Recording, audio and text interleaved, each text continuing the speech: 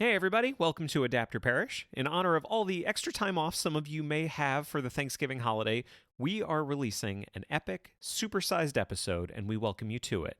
This is the second in our series on Sherlock Holmes, and if you haven't already listened to our conversation on the Hound of the Baskervilles, we'd recommend giving it a listen. But before we get into it, as always, let's talk about our next episode. In 2 weeks, we've got a very special episode coming up. For the first time, we're covering two properties in an episode of Adapt or Perish. In the fall of 2009, two different movies were released that may not have actually had anything to do with each other, but shared a lot in a spiritual sense. Those movies were Spike Jonze's Where the Wild Things Are and Wes Anderson's Fantastic Mr. Fox, based on the books by Maurice Sendak and Roald Dahl, respectively. We thought it would be fun to let them share a stage. As always, we hope you enjoy it. If you have any comments, questions, or corrections that you'd like to hear on the show, remember to email adaptorperishcast@gmail.com or tweet at us using the AdaptCast hashtag. And with that, on with the show, Sir Arthur Conan Doyle's Sherlock Holmes.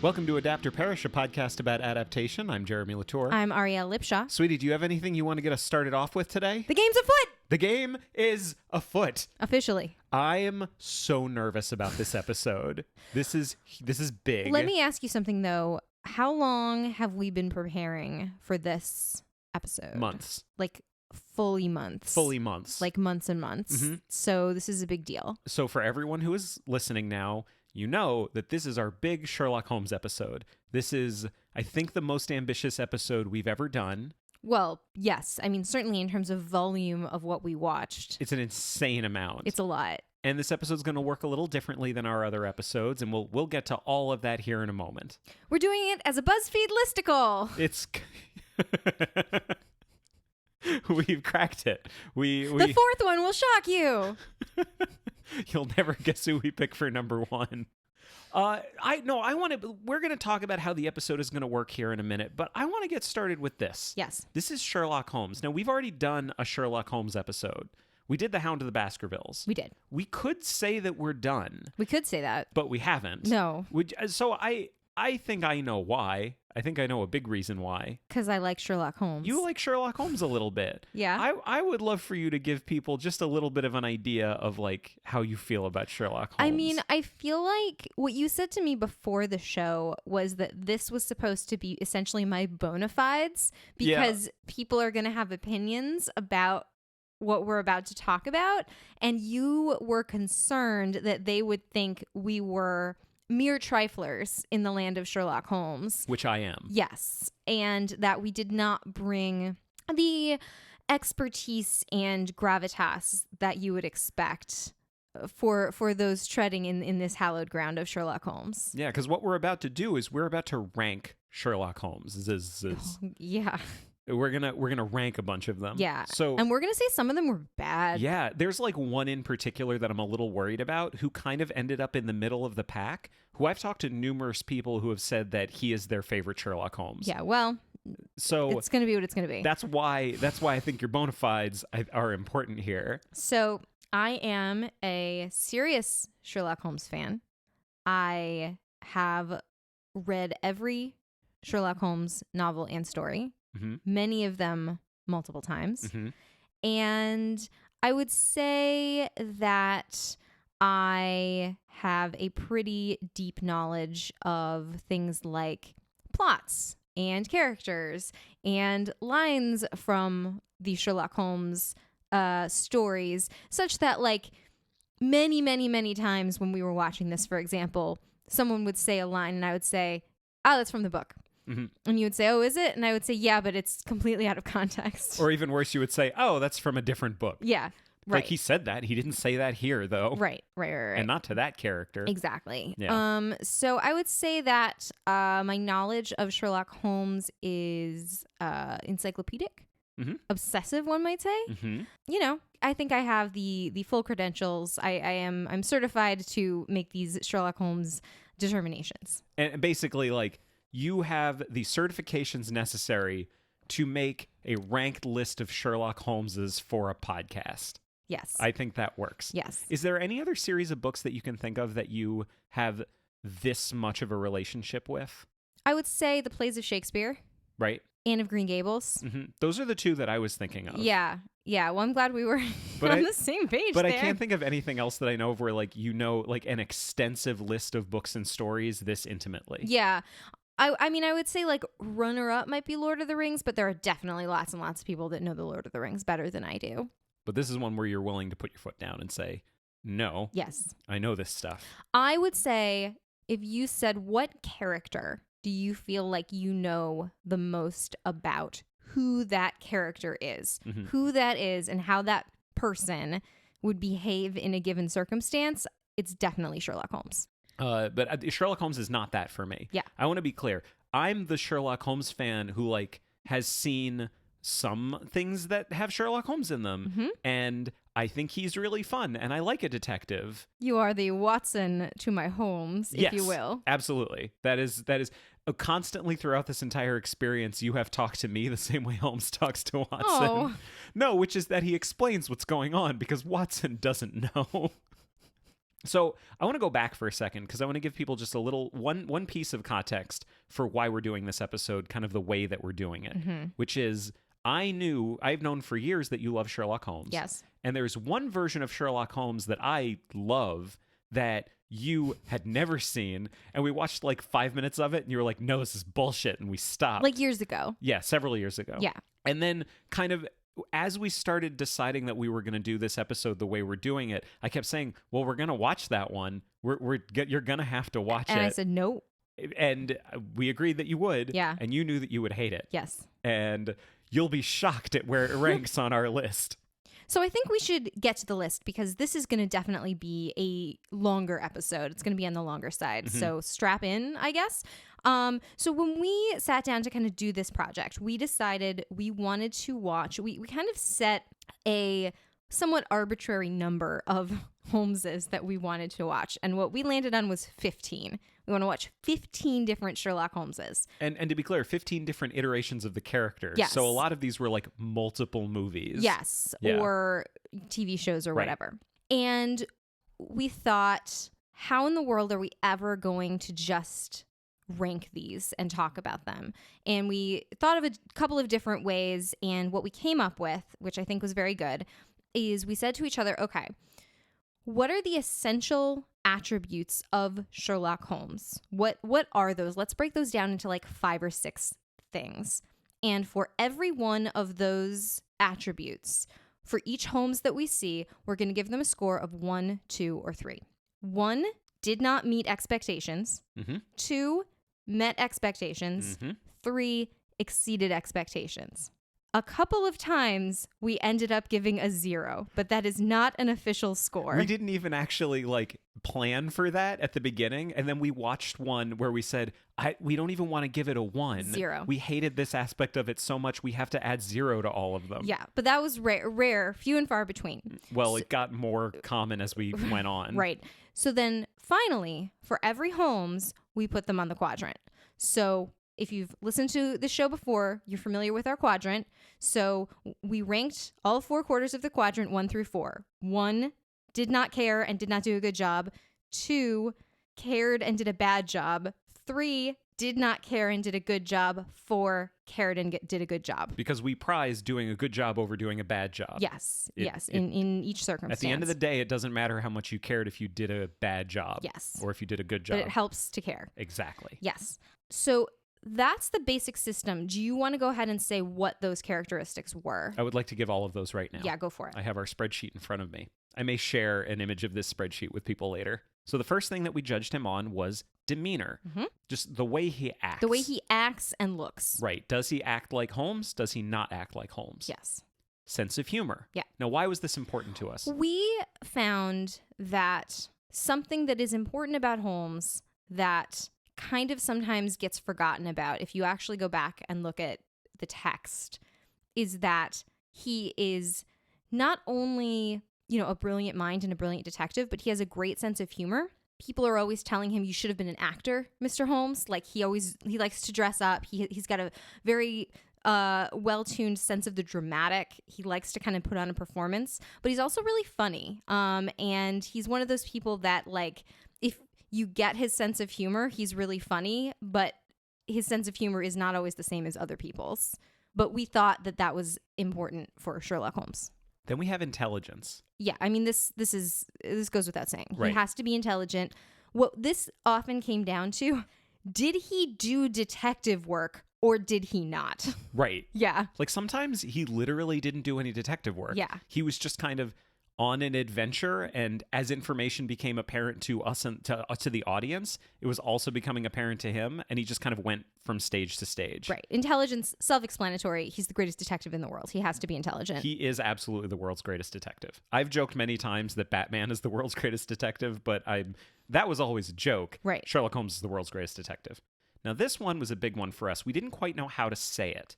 Relationship with Watson. Right. Now, this one, at first, we just kind of said, is Watson good? Right. Like, is this a good version of Watson? But then we realized that it's really more complicated than that. It's not just, is Watson good? It's, is this a good portrayal of Watson? And is this a good and interesting portrayal of the relationship between Holmes and Watson? Yes. Would you agree with that? Yes. Extra credit points if they're clearly in love. That comes up a number of times in different directions, basically. But it came down to a number of different things. Is this Watson an actual full character? Mm-hmm. Does Holmes respect Watson? Does he treat Watson well? Because in the book, he loves Watson. Yeah, they love each other. They're best friends. The best of friends. They have a great relationship. They should have a great relationship in whatever we watch them in.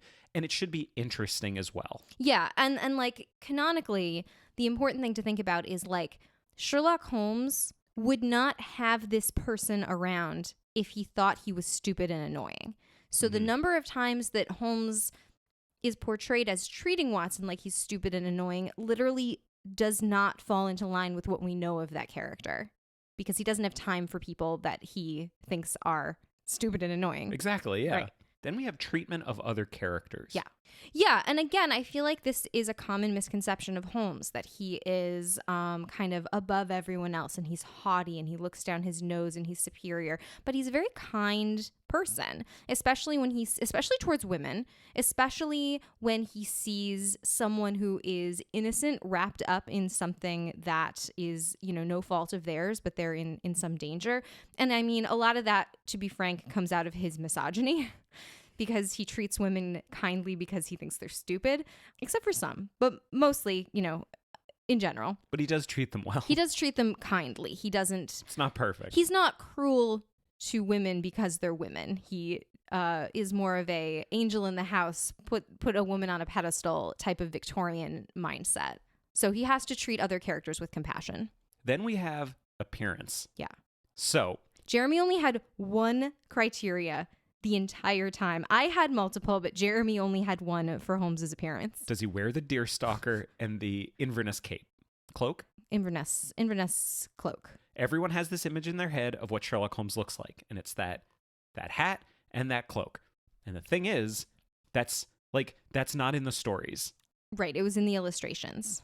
And you pointed out to me, this was like the revelation that I had in the course of doing this that I have enjoyed immensely, which is I'd never thought about it. But like, would you describe that outfit as casual or formal? Casual. Okay. Now, does Holmes exist in formal society throughout many of these stories? He does.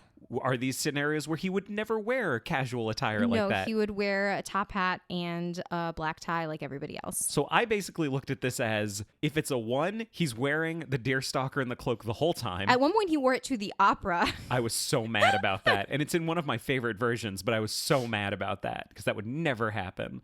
And like in a 3, he never wears it unless he's going to the country. Yes. Which is where he would wear it. That's right. I believe the description in the book was something like, it was mentioned like one time in one story that they were on the train going up to Yorkshire, and Watson says something like he was wearing his usual close-fitting cap that he wore in the country. And when the illustrator read that, he drew what is now the iconic picture of Sherlock Holmes sitting in a train compartment wearing the deerstalker and the Inverness cape, and that is where that all came from. So it came from the illustrator, not from Sir Arthur Conan Doyle. And that is how we know the character now. That's correct. So that's appearance. Then we have the piece. Right. So most of these are specific to Holmes himself. Especially like when we were talking about Watson, we were like, no, we don't want to rank Watson. We want to rank how Holmes acts towards Watson. But we thought we needed to give at least one category to the overall impression that the piece made on us. Was it good or was it bad? Yep.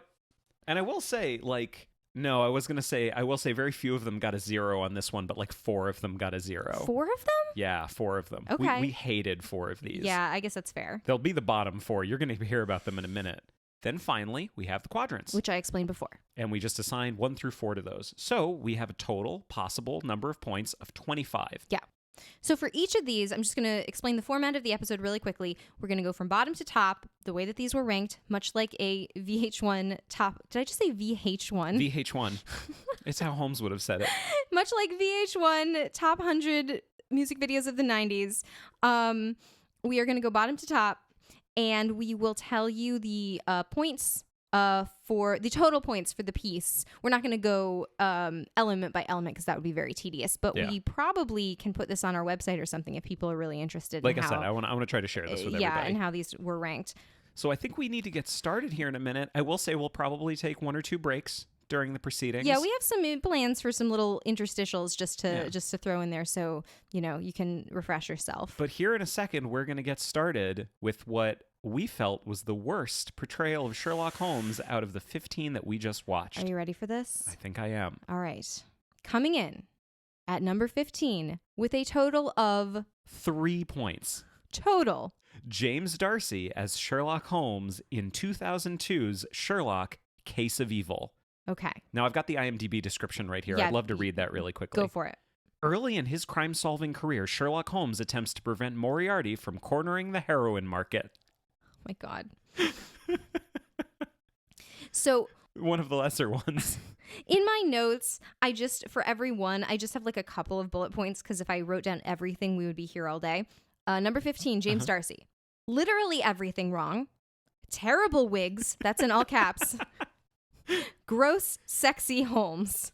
Yeah, let's talk about that for a second. I want to dive in. Okay. So how could someone possibly get a 0 for demeanor on our rubric? Oh, if they are Sherlock Holmes and they bone down a lot, then yeah, they're going to get a 0. That's no good. So what is Holmes? Let's give people, what is, in your appraisal, Holmes' relationship with sexuality? None. He has none. I'm not being facetious. Right. I believe he is asexual. Mm-hmm.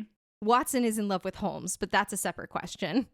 And any love they share is emotional. Yes, it is brotherly. Right.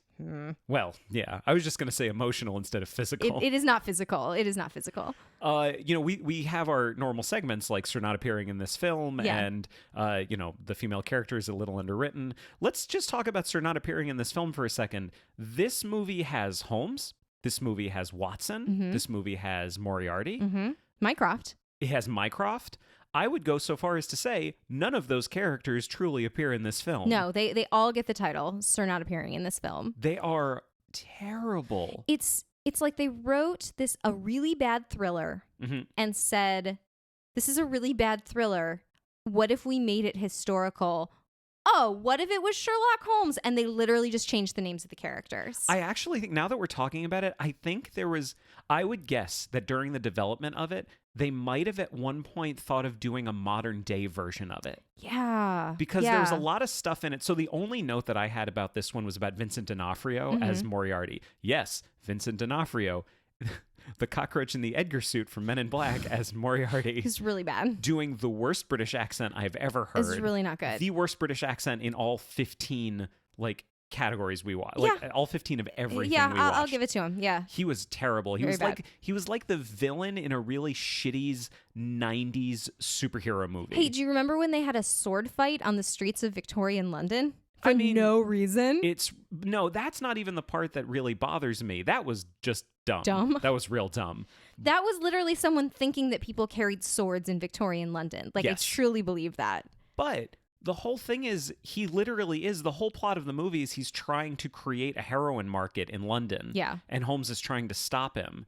And Moriarty talks about his plan in this very, campy superheroes movie kind of villain way. Yeah, he's monologuing. The entire time. Yeah. It's what And was, he has a cape, so oh God. And he uses, what was the phrase? He made a joke to Holmes about how he's got this new drug, but they haven't done human trials yet. oh. And we're like, it's fucking 1889. Oh. They don't. Do you want to know my favorite anachronism in this whole movie? Sure. That I got so mad that I actually did some research. The policeman comes to Holmes and says, I think we're dealing with a multiple killer here, or a multiple murderer here. And Holmes goes, I prefer the term serial killer. And I was like, that term was invented in the 1970s. And I went and looked it up, and I was like, the guy that invented that term wasn't even born until the 1940s. I was so mad. It was this horrible, that just exemplifies how this was done. Everything was just this horrible wink at the camera, like, oh, modern audiences, we're not going to do a boring Victorian thing. Look how cool and modern we can be. The costumes were also horrendous. Yeah. The hairstyles were all really bad, really modern. I think at some point they thought, let's do this modern day. And then they decided, no, let's do it, period. Yeah. But the script feels like a modern day script. Yeah. It's really bad. And Holmes boned down with a bunch of different women. 4 women At he least, has sex with? 2 at once. He's very handsome. I like this actor in other things. Let's move on. Okay. So that's the bottom. Let's move on to number 14. Charlton Heston. Charlton fucking Heston. Crucifer of Blood. The Crucifer of Blood, 1991. This was a TV movie. Now, I'm going to read this description. A beautiful young woman asks Holmes to help her father, a former army captain and hopeless opium addict, break free of the curse surrounding a stolen treasure. Does that sound familiar? Yeah, it's the sign of 4. Mm-hmm. Weirded up. Yeah. Now, this had some cool background, though, because this was a play that was originally performed in London or New York. Doesn't matter. I did my normal research. But then there was the LA production of it in the early 80s. This was notable for 2 reasons. One is Sherlock Holmes was played by Charlton Heston. And then the other notable thing... Who was the director of the play? That's not the notable thing. Oh, okay. Do you know who played Watson? Yes, I do know who played Watson. Should we come back to that later? Yeah. Okay. Yes, that is actually just... I didn't do any research on that. That's just a piece of trivia that came into my head. Yep. Yeah. He played Watson opposite Charlton Heston. Can we just say who it is? Not yet. We'll talk about him later. Can we talk about who directed this movie? Oh, yeah, sure. It was obviously someone who has a large body of work and really deserved to direct this. It was directed by Fraser Clark Heston, the son of Charlton Heston. You may also know him from other films also starring Charlton Heston. Yep, pretty much. Yep. What do you have to say about this one? So you remember how my note on the other one was gross, sexy Holmes? I wrote down old, disgusting Holmes. Oh, but not racist? Oh, no, that was the third note. I wrote racist Heston. Gotcha. I was wondering when that was going to come But I'm going up. to blame Charlton Heston for that because he's a bad man. There was also, this had the most uncomfortable love story of any that we watched. It did not involve Holmes. It did involve elderly Watson and poor, sweet Jane Bennett. Jane Bennett from Pride and Prejudice. the 1995 BBC Pride and Prejudice. Yes. Susanna Harker. Yes. So there's a twist ending, which is that she is supposed to be the innocent, wronged young lady, and it turns out that she's the villain. Mm-hmm. There is no reason to go into any details further than that. Oh, don't watch this. No, God, please don't watch it. But because they're taking the plot of The Sign of 4, in which Watson meets his wife, Mary Morstan, and they fall in love because they are both consenting adults of an age close to each other. What they brought into it was that Watson instantly has a boner for this hot young woman, and it's like the most prim and proper boner I've ever seen.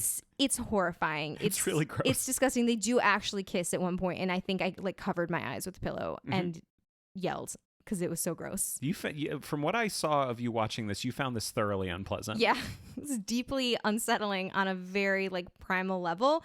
Oh, it was also incredibly racist. This was my one note. Yeah. So there is a whole scene in it, and that's the thing. It was a play, and it is shot like it was a play. Yeah. It's very clear that it was a play. It's so bad. There's a whole scene that takes place in an opium den, and there is, of course, the Chinese guy running the opium den in London. One of the main characters is there getting his smoke on, and the guy is like, he's Chinese, but like he's clearly wearing either a lot of makeup or a mask. Yeah. He's very tall. Yeah. And the accent he's doing just doesn't sound anything authentic. Imagine the most racist, like, Chinese accent you can imagine, and that's what this is. And I think I grabbed your arm at one point and I was like, holy fuck, that's Charlton Heston. That's Charlton Heston. That's Sherlock Holmes. Like, I should say, I mean, I think we can say Charlton Heston does a bad job in this. No, he does a bad job. A very bad job. Just a bad job. Like, not even doing a British accent. No, he does not do one. He's just Charlton Heston. Yeah. It's like he thinks, oh, well, I'm Charlton Heston. Clearly I'm great because I'm great in everything. He's really bad in this. He's bad. But this is beyond the pale. This is one of the most racist things presented without comment in anything I think I have ever watched. Racist towards Asian and Chinese people, racist towards Indian people, and racist towards, like, Pacific Islanders. Oh my God, totally. Like, Tonga? Well, that's the thing that sucks is, like, every single time we watch any version of The Sign of Four, that's just really problematic. Let me say this.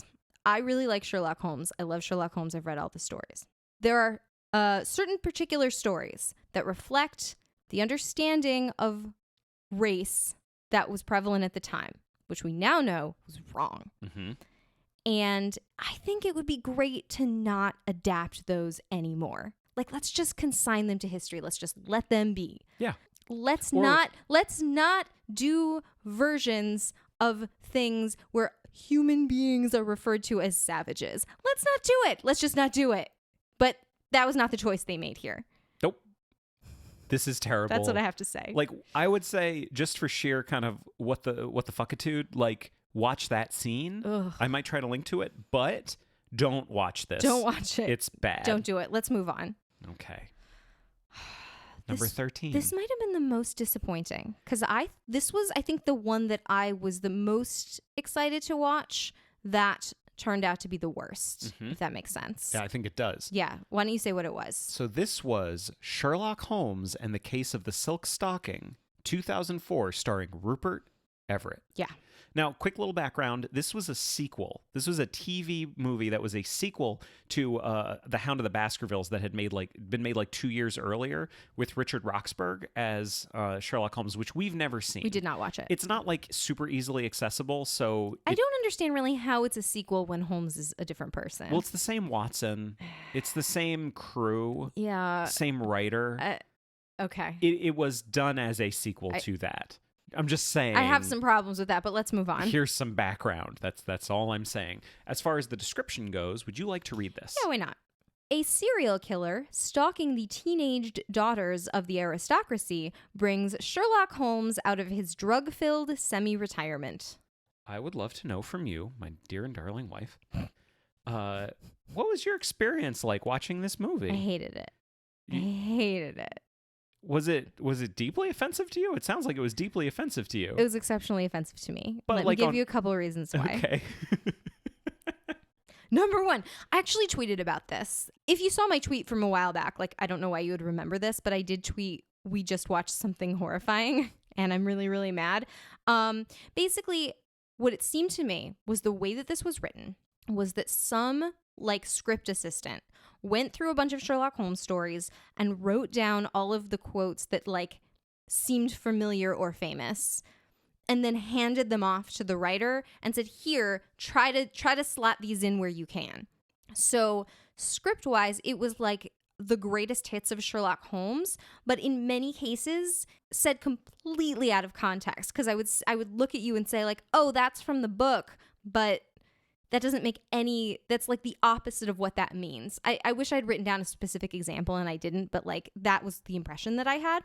The other thing that I almost lost my mind on, and I'm not even going to get into the plot, like I'm going to talk about the plot in a second, but just in terms of the character of Holmes, was that Holmes was frequently seen shooting up cocaine during the investigation. Like, they wouldn't be able to find him and he was at home because he decided to go home and take cocaine. Holmes would never do that. It's explained many, many times in the stories. He says, I use cocaine to excite my mind when I don't have a case to work on. He would never use cocaine when he was in the middle of a case. He uses cocaine because he doesn't have a case.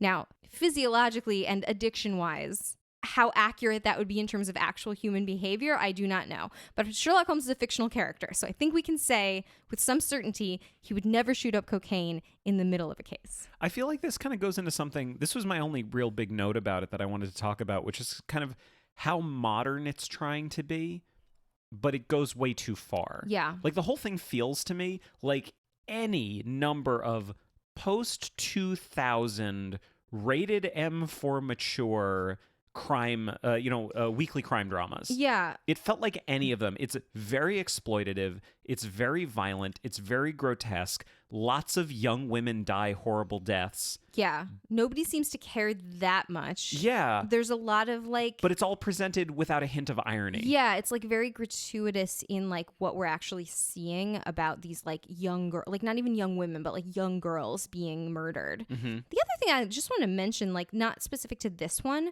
but it was really interesting watching all of these and seeing how many of them really took that idea of addiction as a theme. Clearly, this was either interesting to screenwriters in general, or it was very common as far as like, here's an in that we can take with a modern audience. But I would say as many as half of these were very specific about like we're exploring the concept of what addiction is. And a lot of them using the word addiction in what seemed to me as a very anachronistic ways. Then that's exactly what I'm talking about in terms of how modern it feels. Yeah. So of all these Sherlock Holmeses, I would say like half of them were about addiction and the other half were about Jack the Ripper. Yeah, that does come up. Which we'll get to in a minute. That comes up. The only other thing I have to say about this is something that I liked and something I think you didn't care for. Michael Fassbender's in it. I hate Michael Fassbender. I like Michael Fassbender a lot. Oh my God, that weird plot. There's like a weird plot with like twins. Like one is a evil twin and the other one's like kind of evil but not as bad. If anyone likes Michael Fassbender, I will just spoil this. He's in it twice as two different characters. So if you like Michael Fassbender a lot, you get double Michael Fassbender with this. That's the only reason to watch this. If you're into the idea of foot fetishes, that has an important role in the plot of this Sherlock Holmes mystery. It's real fucked up. I kind of don't want to talk about it anymore. No, I don't really either. Want to move on? Yeah, it was gross. Let's move on. All right. So that brings us. Now, this was a big one. Yeah. This was one that I expected to like. And we've already talked. This is the first time we've hit something where we've already talked about this on the show. Mm-hmm. Because now we get to Ian Richardson. Yes. Who played Sherlock Holmes twice. Right. So we had previously watched his Hound of the Baskervilles. Mm-hmm. And we watched... From 1983. Right. So we watched the sequel to that, which was Sign of Four. Also from 1983. Yeah. So like I said at the beginning, if you haven't listened to our Hound of the Baskervilles episode, listen to that because we go into more detail on the actors who play him in Hound of the Baskervilles throughout. Yeah. Those are going to come up here. But we'd already seen that one, so we watched Sign of the Four. Ian Richardson is an actor who I've always thought was very good. Yeah. And I had assumed that if he's playing Sherlock Holmes, it's going to be good. It was not. He's the reason why Ian Richardson's Sign of Four is the reason we added 0 as an option on our spreadsheet. I mean, to be fair, Sign of Four is impossible to adapt into a visual medium without being racist. Yes. But this was very racist. This one, there is one character in this that is offensive to multiple groups of people. Yes. Who is that? Tonga. Oh, Tonga. Oh my God. This is the worst Tonga. Like, this one has the worst Tonga of any of the versions of Sign of Four we watched. Was this the one? This wasn't the one where Tonga was... Tonga's a little person. No, but was Tonga... with the sharp teeth. No, right. So this is the one with the sharp teeth. We did not mention in Charlton Heston's one, it's Kieran Shaw from Lord of the Rings. Oh, yeah. It's Kieran Shaw, and he gets shot, and then he's over. And doesn't have any lines. You only see him for like a minute. Yeah, but I was actually super excited about that. I was like, he's the most famous person in this movie. Oh, except for Charlton Heston. Well, whatever. Charlton Heston doesn't deserve anything. Anyway, back to Ian Richardson. I like the Hound of the Baskervilles more than the Sign of Four. Only because the cast is so crazy. Yeah, like the weird Brian Blessed, like they made up a role for Brian Blessed. It's like Brian Blessed, Denholm Elliott, Connie Booth, Eleanor Braun. It's a really good cast. It's just a bad movie. It's really weird. And then Sign of the Four is like, I hated it. It was not good. I didn't care for Hound of the Baskervilles. I hated the Sign of Four. I knew that he would rank very low down on our list. It's boring. It's offensive. You're not going to get far with us on this podcast by creating a piece of work that is both boring and contains unexplored racism. Like, No. you're not going to get far with us. Can I just say my biggest problem with these, though? Yeah. It's Ian Richardson. He's not very good. He doesn't bring anything to the role. No. There's nothing interesting. There's nothing compelling. His Sherlock Holmes is a smug asshole. He's not good. That's all he is throughout. Mhm. He has a sense of humor only in as much as he is a smug asshole towards other characters. Yes. He's really condescending to everyone, especially Watson. He doesn't give a shit about anybody. There's no sense of why he even wants to do this. Yeah. He just said, I'm going to show up. I'm going to say the lines. I'm mad about it, and I don't want to blame just him. It's just, this is probably the worst performance by a very good actor. Yeah. Someone who could have been great in this role and ended up being fine to bad. Fine to bad. No, I like that. Cool. So that was number 12. Mm-hmm. Number 11. So it is interesting to note the 4 people we have talked about so far all lost to a cartoon. Now, I just want to get, just before everyone gets their hopes up, this is not Basil of Baker Street. No, we'll talk about that in a second. This was Sherlock Holmes and a Study in Scarlet, starring Peter O'Toole. Peter O'Toole as Sherlock Holmes. The voice of Peter O'Toole. I mean, still, it's Peter O'Toole as Sherlock Holmes. Half an hour of Peter O'Toole's time. It's so funny that you said that because my note is literally, I think he probably recorded all his dialogue in 30 minutes. Oh, no, clearly he did. Sitting down. I guarantee he was sitting in He was very old. He was very old. This was 1983. He was kind of old. He's dead, right? Yeah. When did he die? Like recently. Like very In recently. the last couple years. Yeah. 1983, he was still fine. Hold on. He could have done such an amazing job, but the performance he turns in, and just voice, is the most bored portrayal of Sherlock Holmes that I think I have ever seen. These line readings that he gives, these are not his final line readings. These are the line readings of him just kind of making sure he understands the pronunciation of all the words, making sure he knows what all the lines are actually saying. And then they just said, you know what? Honestly, Pete, that's good. We're done. I think we've got everything we need.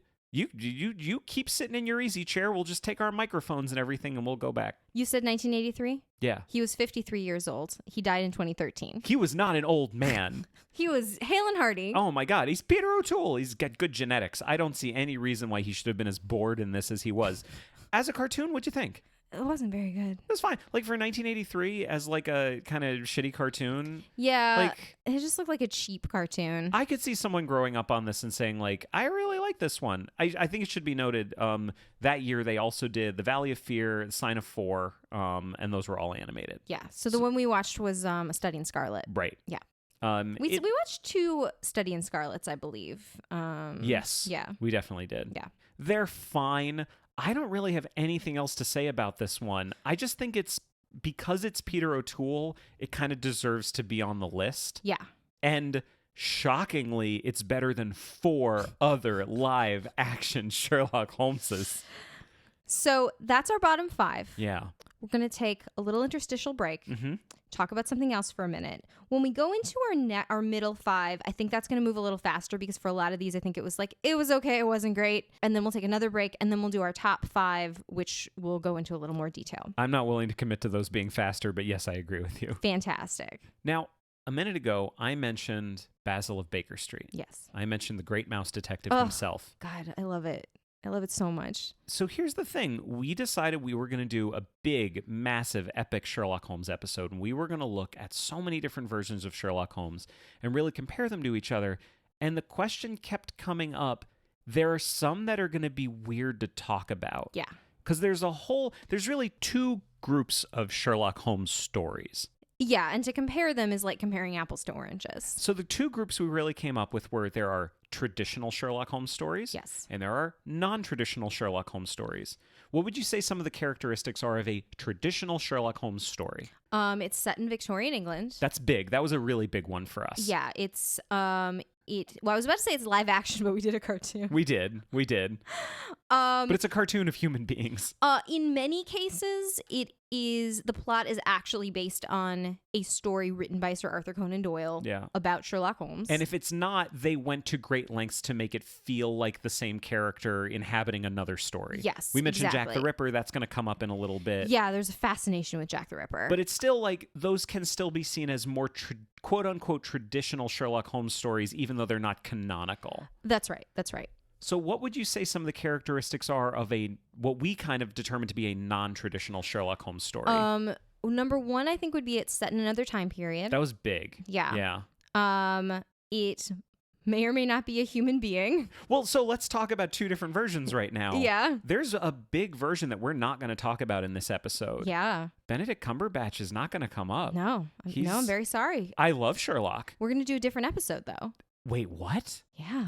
Are we announcing that right now? I think we might be. Are we announcing that this is actually part 1 of 2? Yes. Well, I guess if you count Hound of the Baskervilles, this is part 2 of 3. Oh, yeah. And, I think I even said that in the Hound of the Baskervilles. I think you did. Yes, this is part 2. I would love to make the assumption that everyone listening listens to every single episode, but to be fair to everyone's time, I can't make that assumption. No, it's unfair. We appreciate you, our listener. Yes. So we're doing 2 episodes in this format. Yes. One is the one you're listening to right now. And we're calling this traditional Sherlock Holmes. Canonical, if you will. Semi-canonical? Semi-canonical. And then we're going to do a whole other one that's non-traditional Sherlock Holmes. Yes. And I don't want to give away all of the different ones we're planning on talking about. No, but I will say that some of them may just be like clips or small things. So if you have a favorite, you should let us know. I will say right off the bat, one of my favorites is Data from Star Trek doing Sherlock Holmes. We're definitely going to talk about that. Oh, I mean, it comes up multiple times. Yeah. Moriarty's in it. Yeah. Like, we have to talk about that. Yeah. But we're going to talk about Sherlock. Yeah. We're going to talk about Benedict Cumberbatch. We're going to talk about The Great Mouse Detective. Yeah.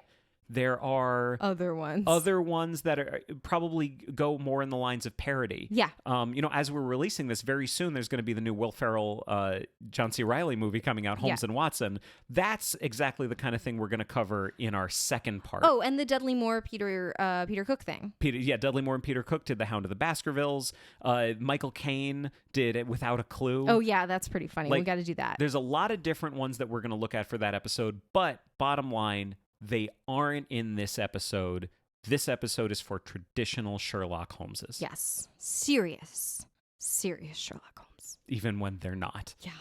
We're going to get into some irreverence in this episode. Yeah, I mean, we haven't talked about what our top 10 are at the moment, but like, I think if this ranking shows one thing, it's that we actually did value irreverence if it came with sort of some knowledge to back it up. Totally. There are like 3 different ones that I can think of off the top of my head that I would define as irreverent, and they really spread. One of them ends up very close to the top. One of them's kind of in the middle, and one's a little closer to where we are right now. Yeah. But irreverence wasn't a reason to judge it well or harshly at all. No, it was not on our criteria. It was more of a gut feeling type of thing. Yeah.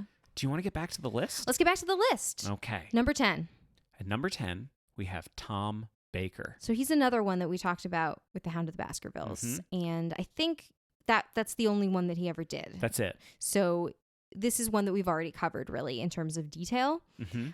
I think one of the reasons it is as low as number 10 is because it's not very good. It's because it's not very good. But I think you're going to give a little more detail on this.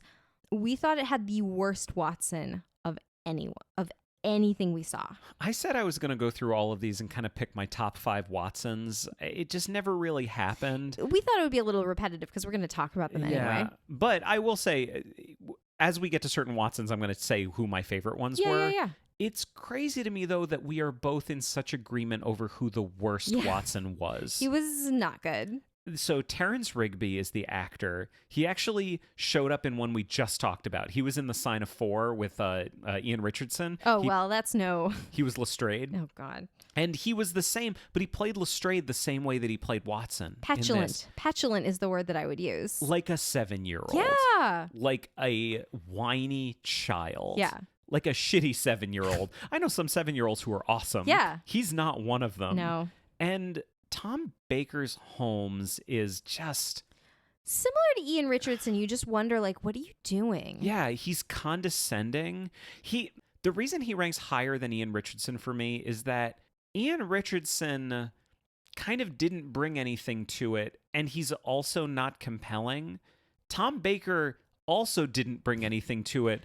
I just find Tom Baker more entertaining and compelling an actor. Yeah, I would agree with that. I mean, Ian Richardson, I have a hard time even picturing. Tom Baker, I at least remember what he looked like. Yeah. I went through and made like kind of a visual reference for all of these because I was really, really worried I was going to forget what they all were, and we also did like a little YouTube playlist so we could refresh our memories.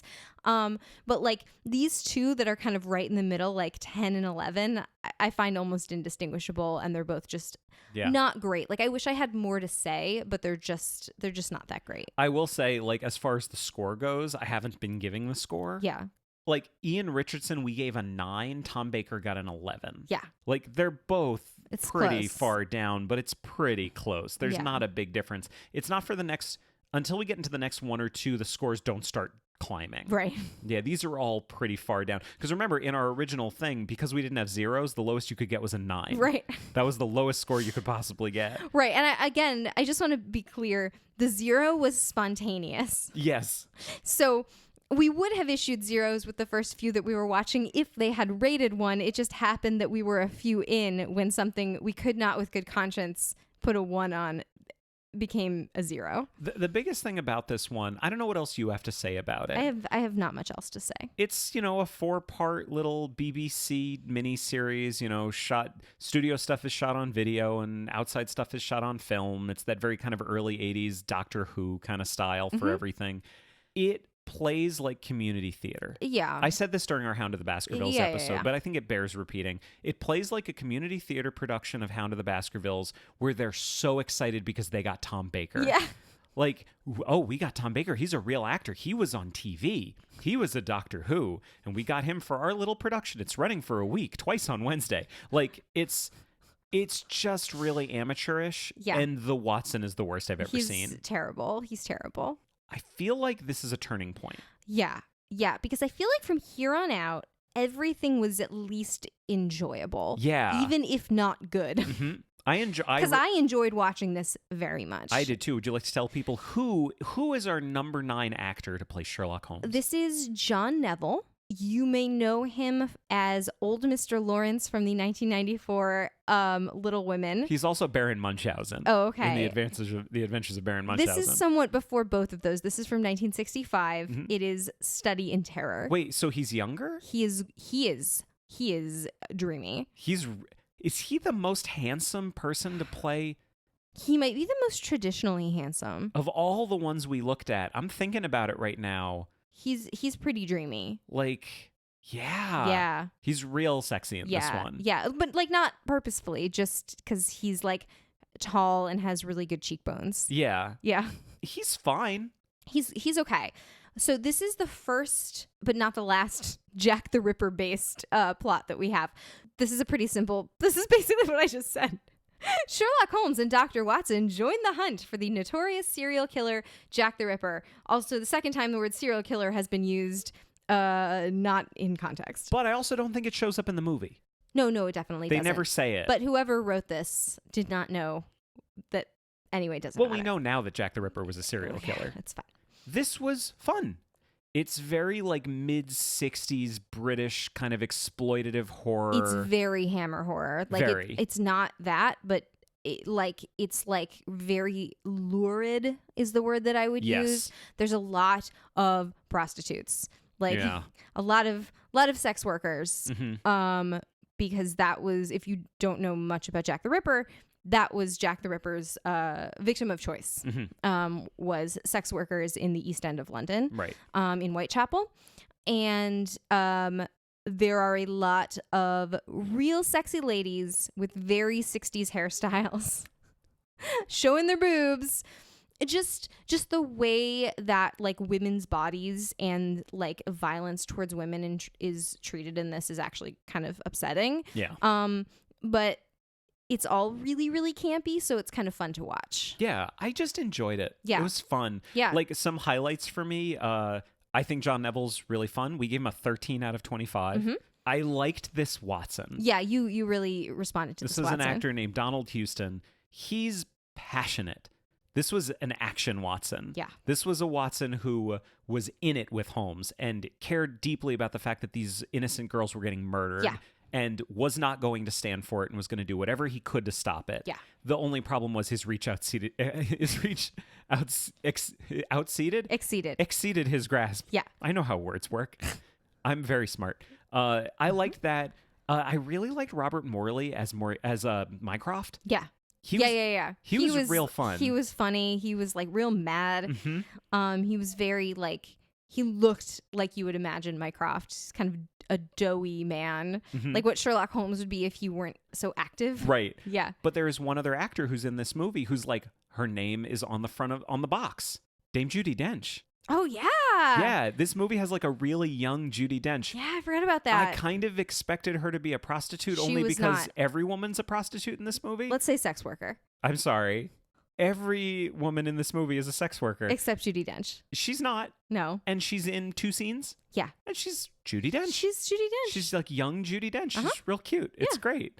No, the thing for me about this one is that, and the reason why it didn't rank higher, it wasn't to me, it wasn't a Sherlock Holmes movie about Jack the Ripper. It was a Jack the Ripper movie that also had Sherlock Holmes in it. Yeah, I appreciate that distinction. That's about right. Like, it actually took a while before Holmes even showed up in the movie. Yeah, he didn't really do very much. There's a lot with like the politics of those neighborhoods and who was in charge, and Holmes is kind of there observing things. Yeah, I'm not actually entirely sure he solved the crime. Yeah. I will say this was of the 15. This was the first one that we watched, so it was a while back, but I don't believe he actually solved the murder. If he did, it wasn't because he deduced anything. It was because he happened upon the people. That's right.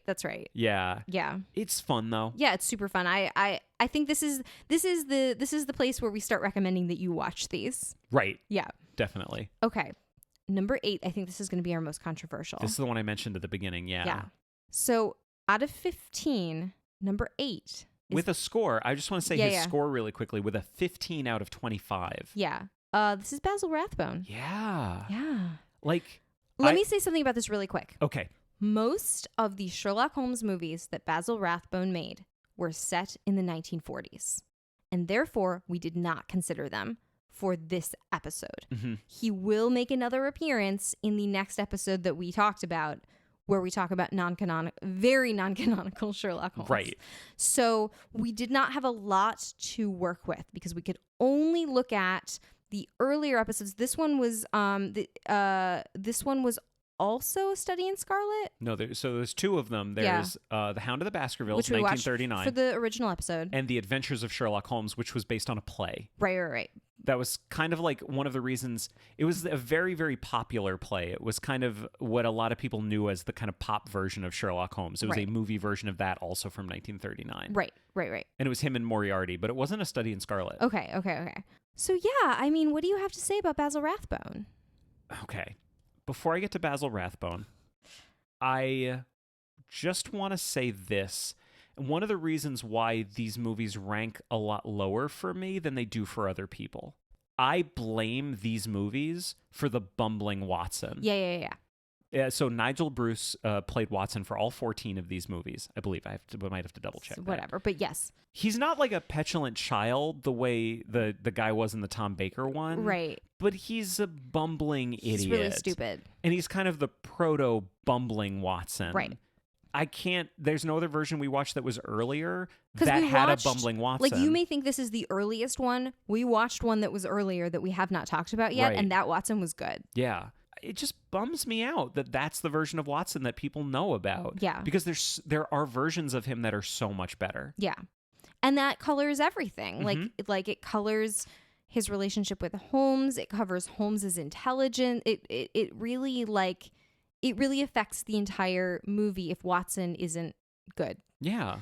And as far as I think the thing with Basil Rathbone, and I think this is really getting into taste. Like, I don't think either of us is willing to sit here and say Basil Rathbone was bad. No. In the way that we said James Darcy and Charlton Heston were bad in this role. Mm-hmm.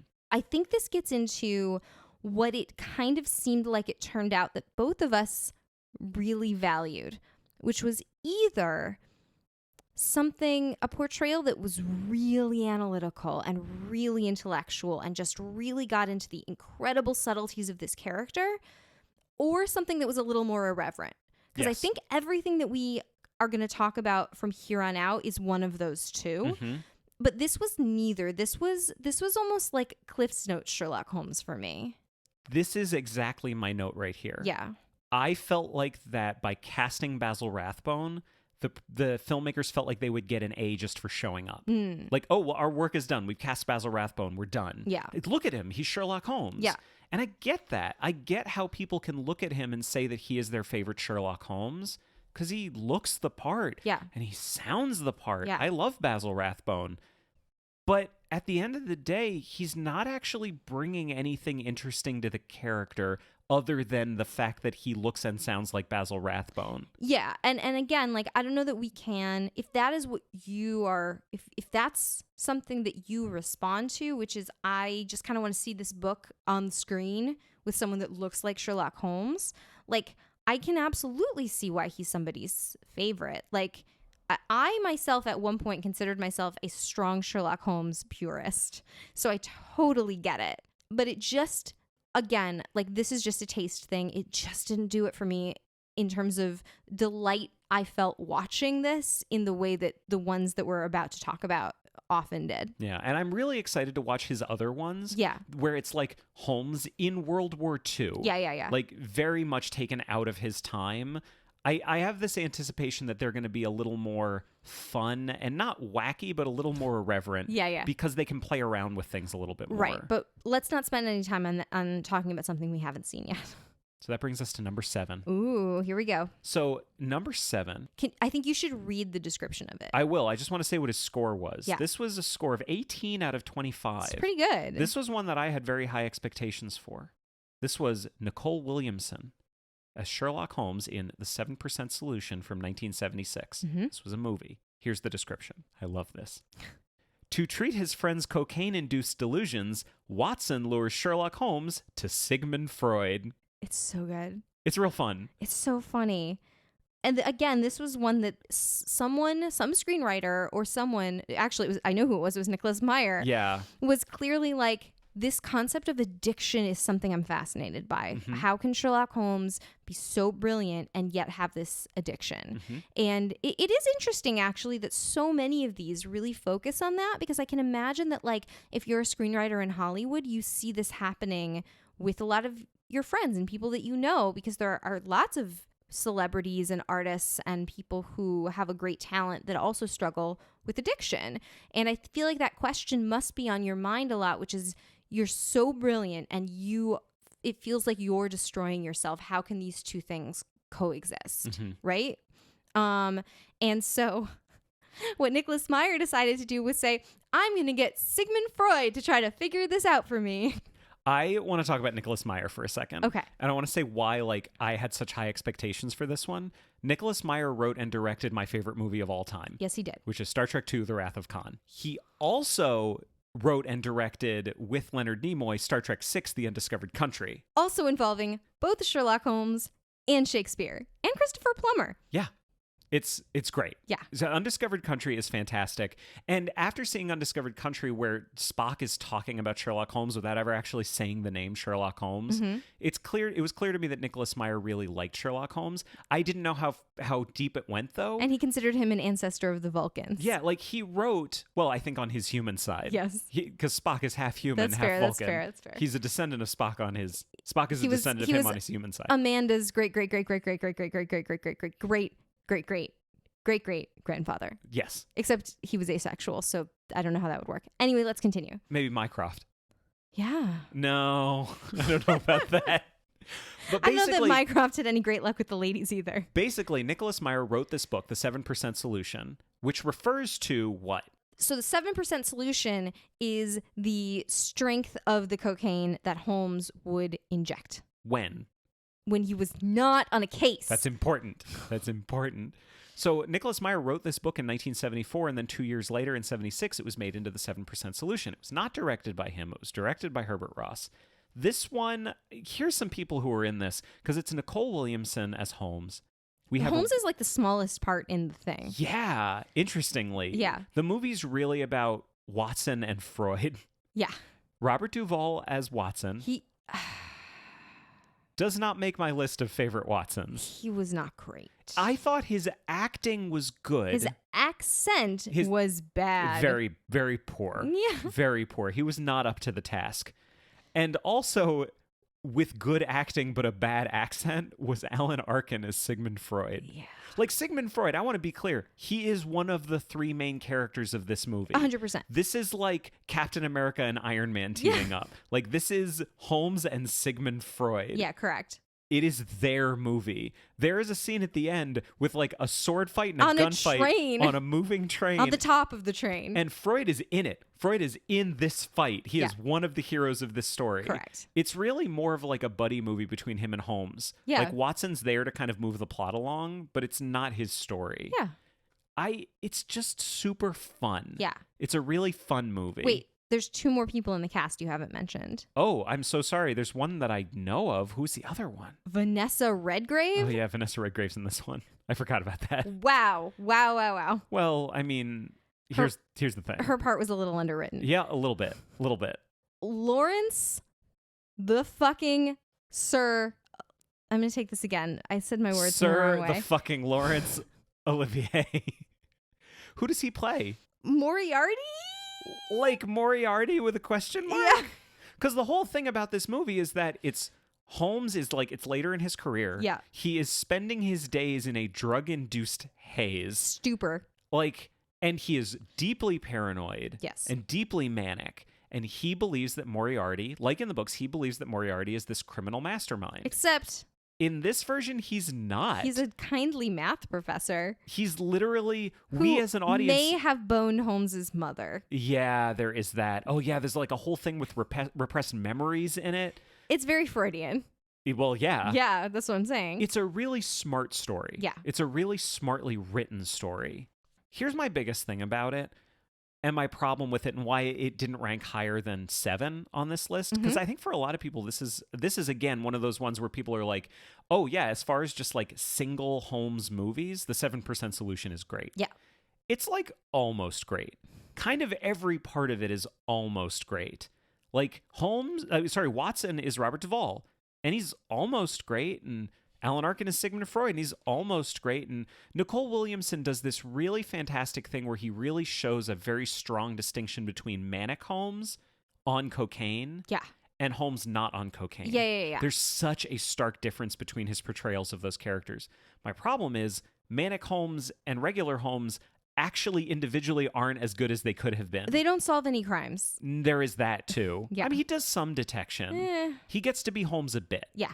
But neither of those individual portrayals are great. Yeah. They just are very different from each other, which I think is admirable. And different from other portrayals of Holmes, Yes. which is interesting. And like, it has pacing problems. The whole movie could have been great. My big problem with it, and this is the thing I would love to see, Nicholas Meyer only wrote it. He didn't direct it. And I think he's a hell of a director, and I would love to have seen a version of this that he wrote and directed. Cool. That's number 7, Nicole Williamson, with a score of 18. Let's move on. Number 6. Remember, this is out of 25. Yeah. We've hit our first 20. Now, this is the one that made you mad. There's an actor some of you may have heard of. His name is Robert Downey Jr. And he Never heard of him. He played Holmes twice. He did. In 2009's aptly named Sherlock Holmes and 2011's Sherlock Holmes: A Game of Shadows. And you made me watch both of them. I made you watch both. I just want to get this out of the way. I love these movies. I have loved these ever since they came out. I find them so entertaining. I find them so charismatic and compelling.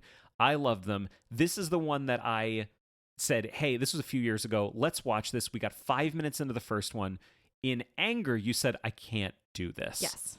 And we stopped watching it. Yes. And then we watched it for this. Well, little did I know that the first 5 minutes are the worst 5 minutes of the movie. What'd you think? I liked it. Yeah. Wait, what? Can you say that louder, please? Closer to the mic. I liked it. Louder, please, and closer to the mic. I liked it. Yeah, you did. They're really fun, aren't they? Yeah, they're fine. What did you like about them? Holmes and Watson are in love. Yep. Who plays Watson in this one? Jude Law. He's a very handsome Watson. He's like I said, I didn't make a top 5 Watsons. Also, there's a dog. There's so much good stuff in this. Jude Law is one of my favorite Watsons that we watched. I think Robert Downey Jr. actually does a really good job as Holmes. He's a sexy, lean fighting machine. Yep.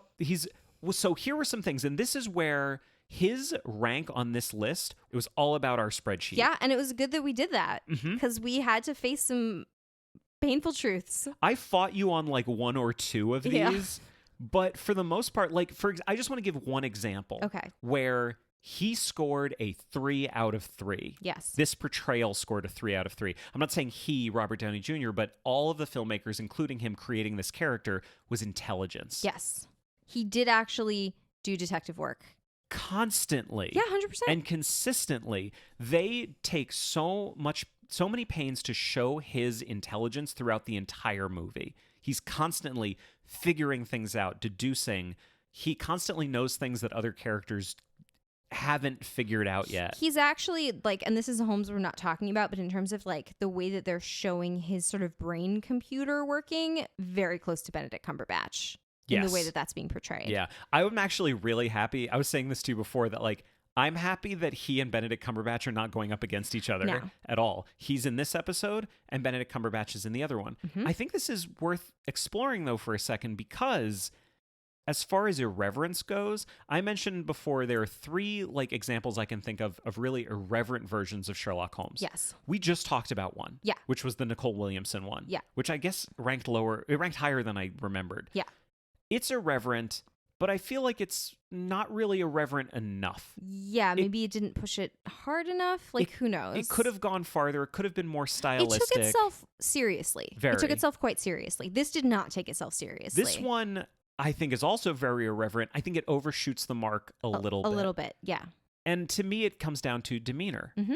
Does this Sherlock Holmes embody very deep, basic aspects of the character, like treatment of Watson and intelligence? Yes. Does he strongly embody things like demeanor and appearance? No. There were some choices that they made that I was really angry about, just in terms of how he was costumed and what he was wearing to go to a fancy restaurant and things like that. That it was much more Robert Downey Jr. than Sherlock Holmes. It was this guy's a rebel and he's going out and he's all disheveled and he doesn't have his hat on and his hair is kind of fuzzy. But that's not Holmes. That's not what he would do. Holmes is fastidious. Yeah, very much so. And this guy looked like he smelled. Yeah, a lot. He's very compelling and he's very charismatic. Yes. But this was also, I will say, in his defense, of the 15 that we watched, the most clear where Holmes was in love with Watson as opposed to Watson being in love with Holmes. This Watson tolerates Holmes. Yeah. This Watson cares for him much the way you care for a pet. A pet that you adopted when they were 5 and they've got a whole, they're really fucked up and annoying, but you love them. But this Holmes was actually, I think, in love with Watson. Yeah. Going so far as to try to separate him from his lady love. I was going to say sabotage his relationship. Yes. There it is with warts. Yep. God, that scene was amazing. That scene was really good. Super, super funny scenes. It's just an enjoyable romp. Yeah. I think another thing that these movies really deserve a lot of recognition for is their cast. Mm-hmm. I think they're cast really, really well. I think if you're going to get an American to play Holmes in 2009, Robert Downey Jr. is a good choice. His accent's very good. Yeah. I think he has a very good accent. It's fine. It's not perfect, but he's doing his best, and his best but his best is actually really good. Yeah. He's a really good actor. Jude Law is just he's very good. The pinnacle of handsome Watson. Yeah. There's another handsome Watson that's going to come up, but Jude Law is the most handsome Watson that we looked at, and the opposite of a bumbling Watson. Yes. In the second one, in Game of Shadows, 2 new characters are introduced. Moriarty is Jared Harris. Yes. Who I fucking love. Yeah. And I loved his Moriarty. There's that amazing scene. They have their fight scene at the Reichenbach Fall where throughout these movies, you mentioned before, his brain computer, you see constantly Holmes kind of planning out what a fight is going to be. Yeah. In trying to get it done in the most economical way possible. Right. And so when he's about to fight Moriarty, he does that. But what he knows is that Moriarty is also as smart as he is. Right. And is going to do the same thing. And so they go back and forth in their head, and we see the whole fight scene play out, but none of it has ever happened because it's just in their heads. And then Holmes comes up with his solution, which is not worth going into because I actually think these are worth watching. Yeah, totally. But I love that scene. And then also in the second one, Mycroft is about to show up, and I knew who played Mycroft, and you still the entire time were mad at how much you were enjoying these movies. Who shows up as Mycroft in A Game of Shadows? Stephen Fry. Is he a delight? Yeah. He's a goddamn delight. It's national treasure. So funny. He's so entertaining. Whatever. But I know there was one other character you wanted to talk about. So, okay, great. So if you are a fan of this podcast, you will know we always have a segment, The Female Character is a Little Underwritten. And it's something that we can always do because the female character is always underwritten, except when she's not. But usually she is. I just want you to assume that in every single one of these, the female character is extremely underwritten or absent.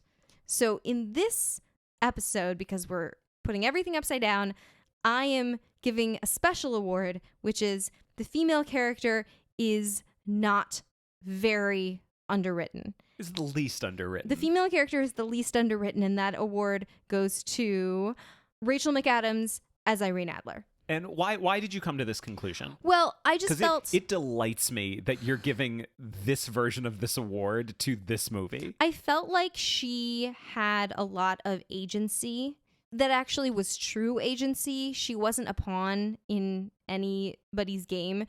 Even at the end when she gets rescued by Sherlock Holmes, like, she actually probably would have been fine, like, or she would have been killed, which is what happened. Spoiler alert, which is what happens in the second movie. Like, but she's making that choice for herself that, like, I'm doing this work as kind of a spy and a double agent, and I might get killed, and that is what happens to her. Yeah. I really like that she's not really a love interest for Holmes. She's somebody kind of doing her own thing. I think they do a really good job of implying that there is a connection between these two characters. Yeah. Without having them bone down. Yeah, they do not bone. That's really refreshing. Yeah. Especially if you're going to have one of these movies with Robert Downey Jr. and Holmes is not sexual. Well, yeah, he is, but towards Watson. I understand that. I don't think it's sexual. I think it's emotional. All right. I think he is very dependent on Watson emotionally. That's fair. But I don't think he is necessarily physically attracted to him. I'm not saying he's not. Yeah. I'm not saying he is necessarily. Okay. I think he absolutely is emotionally dependent and attracted to Watson. That's fair. So that's the Robert Downey Jr. version. Like, he's never the Sherlock Holmes, but he is a very, very charismatic and compelling Sherlock Holmes. I think that's fair. But I think it's time to take a break. Yeah. We got to talk about some recent travels that we took. Yeah. Before we get to our top 5 Sherlock Holmes, let's cast our memory back. Over the summer, Yeah. we took our honeymoon. And we got to go to Paris, which is not super important for this story. There's not a lot of Sherlock Holmes stuff in Paris. But we also went to London. We did. There's quite a lot of Sherlock Holmes stuff in London. Turns out. Yeah. They like him. There are like 3 things we did that were Sherlock Holmes related that were pretty fun. And we're gonna go through them right now. Yeah. Because we thought it would be worth talking about. Well, one was we saw a big statue of Sherlock Holmes. Yes. That's not really one of the top 3. At Baker Street. We did. But that was the first thing we saw. Yes. Because on our trip, we said, let's go to the Sherlock Holmes Museum because it's right next to Madame Tussauds. Mm-hmm. We decided when we were there, because you'd been to London before. Yes. I never had. Right. And I just thought, you know what? Fuck it. Let's do super touristy stuff. Let's take a whole day and just do all the touristy stuff. Spoiler alert, all the things we're about to tell you are very touristy. Let's just get that all out of the way. And then after that, we can actually experience the city and relax and just kind of hang out. Right. We did not do that day one. No. So day one, we went down to where Madame Tussauds is, Yes. which is right near Baker Street. Mm-hmm. And right outside is this big Sherlock Holmes statue. Yeah. Would you say that image, is that what Sherlock Holmes really looks like? Yeah. I mean, he looks like a big bronze statue. Yes. He's Yeah. like a big 8-foot tall bronze statue. That's right. And we thought we would go to the Sherlock Holmes Museum. And there was a huge line. The line was too long. It was so long. And we decided not to do it. Well, because I had been before and I said it's going to cost us $40 and it's literally a 15-minute experience. And you were like, all right, fine. Right. But we had already bought tickets to go to Madame Tussauds. Yes. The Wax Museum. Yes. Which is right around the corner. Mm-hmm. And we went to that. And I was kind of thinking, this is going to be the lamest thing we do this entire trip. It was super fun. It was a delight.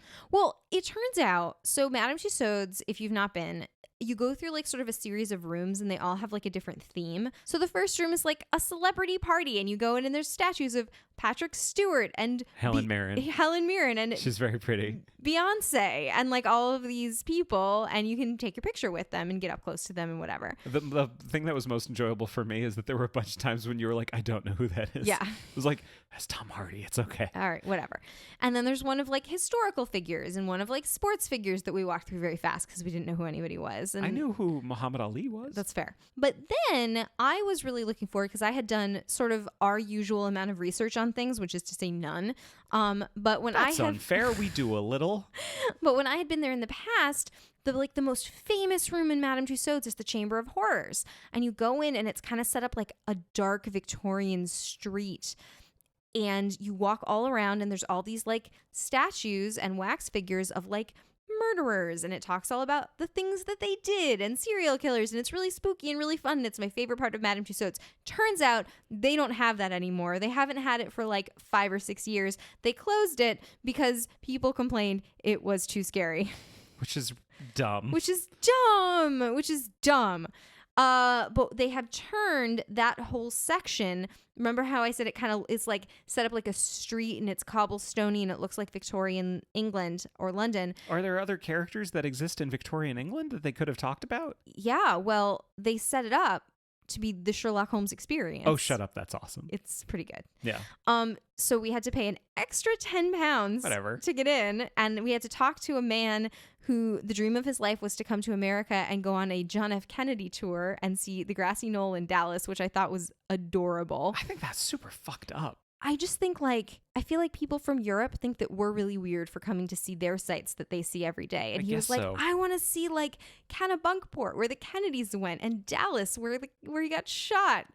Because I'm obsessed with the Kennedys. And that's no weirder than being obsessed with Sherlock Holmes and going to England to see a statue. I mean, Sherlock Holmes is fictional. Yeah, fair enough. And I will say, as soon as you walk in the room, you are greeted by the only wax statue in the entire exhibit, which is RDJ. Yeah, it was very good. It was very bad. Was it? It was a very poor wax figure. Oh, I enjoyed it. Oh, it didn't look good at all. So anyway, you get to interact with some actors portraying some characters from a Sherlock Holmes mystery and solve the mystery, and it's not very hard. But it was super fun. It was so funny. Like every single one of the actors, they're all like in their 20s. Yeah. They're all clearly like local actors who this is their day job. And like I still remember being so annoyed that it was Watson and Holmes were miscast. Yeah, they should have switched. They absolutely should have switched. Like Watson was kind of tall and angular and handsome. Yeah. And Holmes was kind of short and stocky. Yeah. And I had no idea why one wouldn't have been the other. Maybe they do switch off. But they take you room to room and it's like, okay. In every room, like you go to like the coroner's office and you talk to the coroner and you pick up a clue there, and you go to like some other place and like, ooh, we got to ride on a fake train. Oh yeah. That didn't actually go anywhere. That was actually really cool. That was kind of cool. Yep. We got to see the moor. Fuck the moor. The terrible moor. Mm-hmm. So that was really fun. Mm-hmm. And so then we decided we also wanted to go to this place called the London Dungeon. Now, I had been to the London Dungeon before several times. It used to be the place that we went was the third location that I have been to the London Dungeon, because it used to be like forever away in this tiny little area, and like nobody knew about it, and the point of it was that it was super tacky and terrible, but it was super fun. And then it got moved to like a slightly more Look, it moved right next to the London Eye. It got moved like next to the London Eye, but not as part of a bigger attraction. But now it's next to the London Eye as part of a series of attractions that includes Madame Tussauds, the London Eye, the London Aquarium, and some sort of Shrek experience. Oh, yeah, I guess so. And so you can buy like a package to go to all of them. So we actually bought a package for Madame Tussauds and the London Dungeon, which was the most touristy $100 we've ever spent. Can you describe to me what is the London Dungeon for people who don't know? Well, I just want to get it out of the way. There wasn't really anything Sherlock Holmes related in the London Dungeon. But there was a lot about Jack the Ripper. Yes, there was.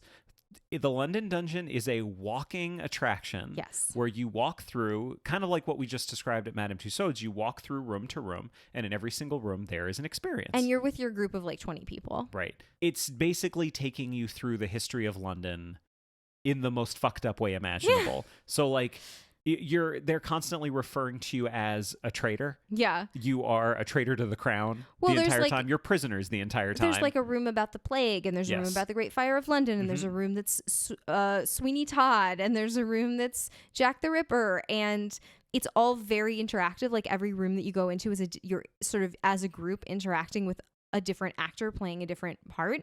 But the cool thing is that in a couple of different rooms, they actually pick someone out of the audience for sort of audience participation.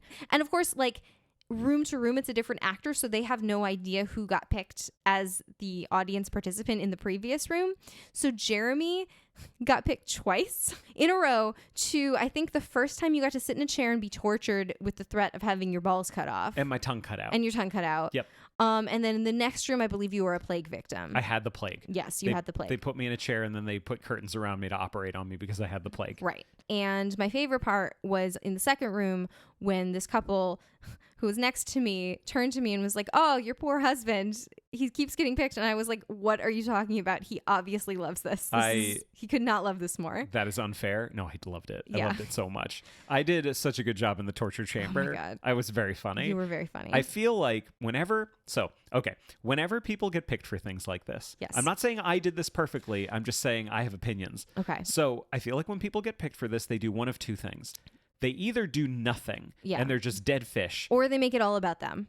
Right. Or they try to help too much. Yeah. So, for example, there was one point where my mouth was closed and the torturer says to me, "Open your mouth," because clearly he's going to take my tongue and like cut it out. And so what you would naturally say in that situation is, "No, I don't want to do that." Yeah. I did in the rule of threes. I said no. He said do it. I said no. He said do it. And then I did it. And Yeah. it was fine and funny. I think it wasn't amazing. Here's the deal. This is not like the thing I'm going to talk about to my grandchildren, but I thought I was okay. You're very funny. I didn't do as well in the plague room, though. This has nothing to do with Sherlock Holmes. No, it really doesn't. I was going to say the London Dungeon has nothing to do with Sherlock Holmes. But then Yep. we finally made it to the Sherlock Holmes Museum. Yes. And Jeremy Jeremy is very good at corralling people because he worked in retail for many years. So Jeremy became the line captain. So we decided in our last couple of days in London, it was our last day in London. Yeah. We said, you know what? Let's give the Sherlock Holmes Museum another try. Yes. Because that would be really fun. And so we went before they opened. We got there like 45 minutes before they opened. There wasn't much of a line at all. But then the group started growing.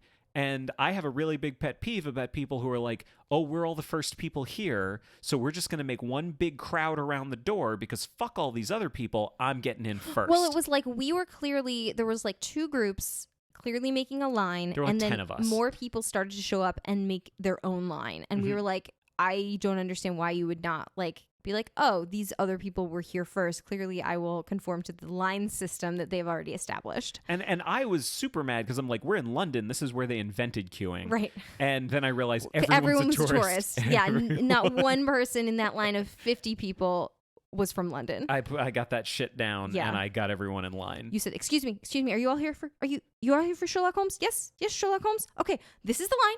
This is the front. You're gonna go over here. Yep. Yep. Just right over there. Yep, We'll all get come in. on. It's all Come gonna on. be fun. Okay, great. And I'm standing there going like, everyone fucking hates me. Yeah, because you were the captain of the line. Except for the people who were right in our group who I think appreciated it. Well, I was in Or your group. also hated me. Yeah, whatever. I'm perfectly prepared to find out that everyone hated me. Anyway, we went to the Sherlock Holmes Museum and it was a little bit lame. It was a little lame, but I enjoyed it because I'd never seen it before. Yes. And I liked it. So basically they have actors. Yes. There is No, there was only one actor. No, they had someone in every room. There was like one person who was the tour guide. Right. And then they had other people who were there also in costume. No, they didn't. They only had. There were we might there need was to take like this offline. No, there was like a woman on every floor. There were those Well, she wasn't playing a character though. She was just like directing But traffic. they were all in costume and everything. So there's this one actor that's kind of taking you through the entire tour. Right. And he's taking, 3 floors? Yeah, and there was only like a speech in the first room, and then the rest of it you just kind of walked up yourself, and you could see Sherlock Holmes's toilet and stuff. Yeah, it was like a quote unquote recreation. But it was actually at the correct address, Yes. which is kind of cool. It was at 221B Baker Street. Yes, right next to the Beatles store. It was fun. It was was fun. really fun. It was really expensive. It was, but like, when are you ever going to get a chance to do that again? Yeah. Obviously, the next time we go. It was I fun. enjoyed it. I really did. Do you want to talk about our top 5 Sherlock Holmeses? Thus concludes the story of our honeymoon. and the Sherlock Holmes related things that we did. Tangential as they may be. Let's get to number 5. Okay. So. I'm glad we prepared people for the fact that Benedict Cumberbatch is not in this. No, because I would be mad if I was like expecting him to be in the top 5 and then I just never mentioned And we get to number 1. It's like, are you fucking kidding me? I'm done with this show. There aren't enough tables for me to flip. Number 5. With a score out of 25 of 21. Wow, it's very good. Sherlock Holmes was played by Christopher Plummer, who we mentioned a minute ago. We did. From Star Trek VI in Murder by Decree, 1979. Dun dun dun! Would you like to read the description of this one? Yes. Sherlock Holmes investigates the murders committed by Jack the Ripper and discovers a conspiracy to protect the killer. So this is the other Jack the Ripper one. Yeah. For some reason, I thought there were more. There's only 2, I guess. Directed by Bob Clark. In a moment, I might say who plays Watson. What were your expectations of this one? Bad. Like I didn't think it was going to be very good. I didn't even think anything of it. Like, No. I'd literally never heard of it. Yeah, I didn't know much about it. I mean, I knew Christopher Plummer had played Sherlock Holmes, but I guess I didn't know it was this. And I'd never, like, I'd heard of the 7% Solution more than I'd heard of this one. Mm-hmm. I would describe my reaction to this one as ecstatic surprise. Yeah, it was great. I loved it. It was one of the best kind of, if you were to just judge them all based on their quality as like an individual movie, this was one of the best ones. We thought this was one of the smartest Holmeses. Oh, yeah. Like really good actual detection skills. Mm-hmm. There's something else he scored very well on that I'm going to talk about in a minute. Yeah. It's just like we watched 2 Jack the Ripper ones, and I feel like this is a good example of how you can do something that clearly fascinates people, which is what if Holmes tried to solve the Jack the Ripper case, which is something that people have been very interested in because they're contemporaries, but one was real and one was fictional. Right. And did it in a less lurid fashion, I suppose. Well, it was a Sherlock Holmes story about Jack the Ripper. Yes, exactly. There it is. Yeah, and not a Jack the Ripper story that had Sherlock Holmes in it. That's right. Do you want to talk about the Watson in this one? Because I really enjoyed this guy. Number 1, Watson. Number one Watson. Whoa. My favorite Watson of any version that we watched. Whoa. And Boom. I think as far as chemistry goes, between the actors playing Holmes and Watson, as far as like raw chemistry, Sexual chemistry. well, I think that goes to Robert Downey Jr. and Jude Law. A little bit. But as far as just like 2 fucking awesome actors doing amazing work together, you have Christopher Plummer as Sherlock Holmes, and you have James Mason. That shocked me because like you said, I knew Christopher Plummer played Holmes. Yeah. But I had no idea James Mason was in this movie. And James Mason. Holy shit, he's so good. He's really good. He is definitely an elder Watson. Yeah, he's coming towards the end of his career. But like, this is not bumbling at all. No, he's good. Got his shit together. Yeah. And he does not put up with Holmes's shit at all. Yeah. He's great. Yeah, so we definitely recommend this one. It had a real smart Holmes. Like as far as like sort of a traditional Holmes, he's a really smart Holmes. He's got good detection skills and he's got a really good Watson. Like watch this one. There's something else about it that I love though. What's that? One of the things on our spreadsheet is treatment of other characters. Mm-hmm. Oh yeah. How does this play out when we don't like it? It usually plays out with Holmes being a jerk for no reason or like really misogynistic. Mm-hmm. This is my favorite Holmes in terms of how compassionate he is towards the people around him. Yeah. And certainly people he perceives to be victims. Yeah. There's a scene in this movie. I'm not going to say specifically that it's like my favorite because that's kind of a weird thing to do. But like if I were to make a top 5 kind of individual scenes from all of these versions that we watched for this episode, this might be my favorite or in my top 5. There's an actress named Genevieve. I'm hoping I'm pronouncing Bujold, right? Yeah. She's her character's in a sanatorium, and Holmes finds her, and she's like a witness to a crime, and he has a conversation with her. It is incredible. It's very intense. It's super super intense. She's amazing. Yeah, like this is not irreverent. This is like very serious. Very, very, very serious. He is playing very close to the platonic ideal of Holmes. He's playing like life or death stakes. Mm-hmm. Yeah, totally. This scene is incredible, and he's mostly reacting. Mm-hmm. He's mostly just sitting there listening to her. But the care he feels on his face and the anger at her situation and the compassion he feels for her. Christopher Plummer's a fucking awesome actor. Yeah, he's very good. Like he's goddamn movie star. Yeah. I 100% recommend watching this. Totally. I think it is really fantastic. And the only thing keeping it from being like my favorite portrayal is that fucking Deerstalker. This is the one where he wears it to the opera. He wears it to the opera. It's so frustrating, especially because the whole movie starts with them at the opera, and you see him and Watson in their box, and I was hooked immediately. Yeah. The charisma that these two actors have is incredible. But then as they're dressing to leave the opera, he's putting on his Deerstalker and his Inverness cloak, and I got so mad. Yeah. Because that was the point where I said to you, like, wait a minute, he is at the opera. That is not a thing that would happen, right? And I said, yeah. And I was like, aha! That was righteous indignation. That's correct.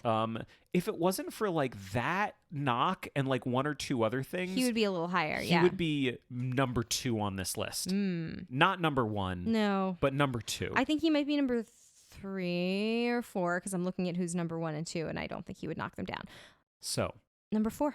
This was one that I kind of didn't expect. Yeah. I certainly didn't expect him to rank as highly on the list as he does. I did not expect to enjoy this as much as I did. And I'm going to say his name. I'm willing to bet that a lot of people listening don't even know this name. Yeah, but luckily, this is all on YouTube. Yeah.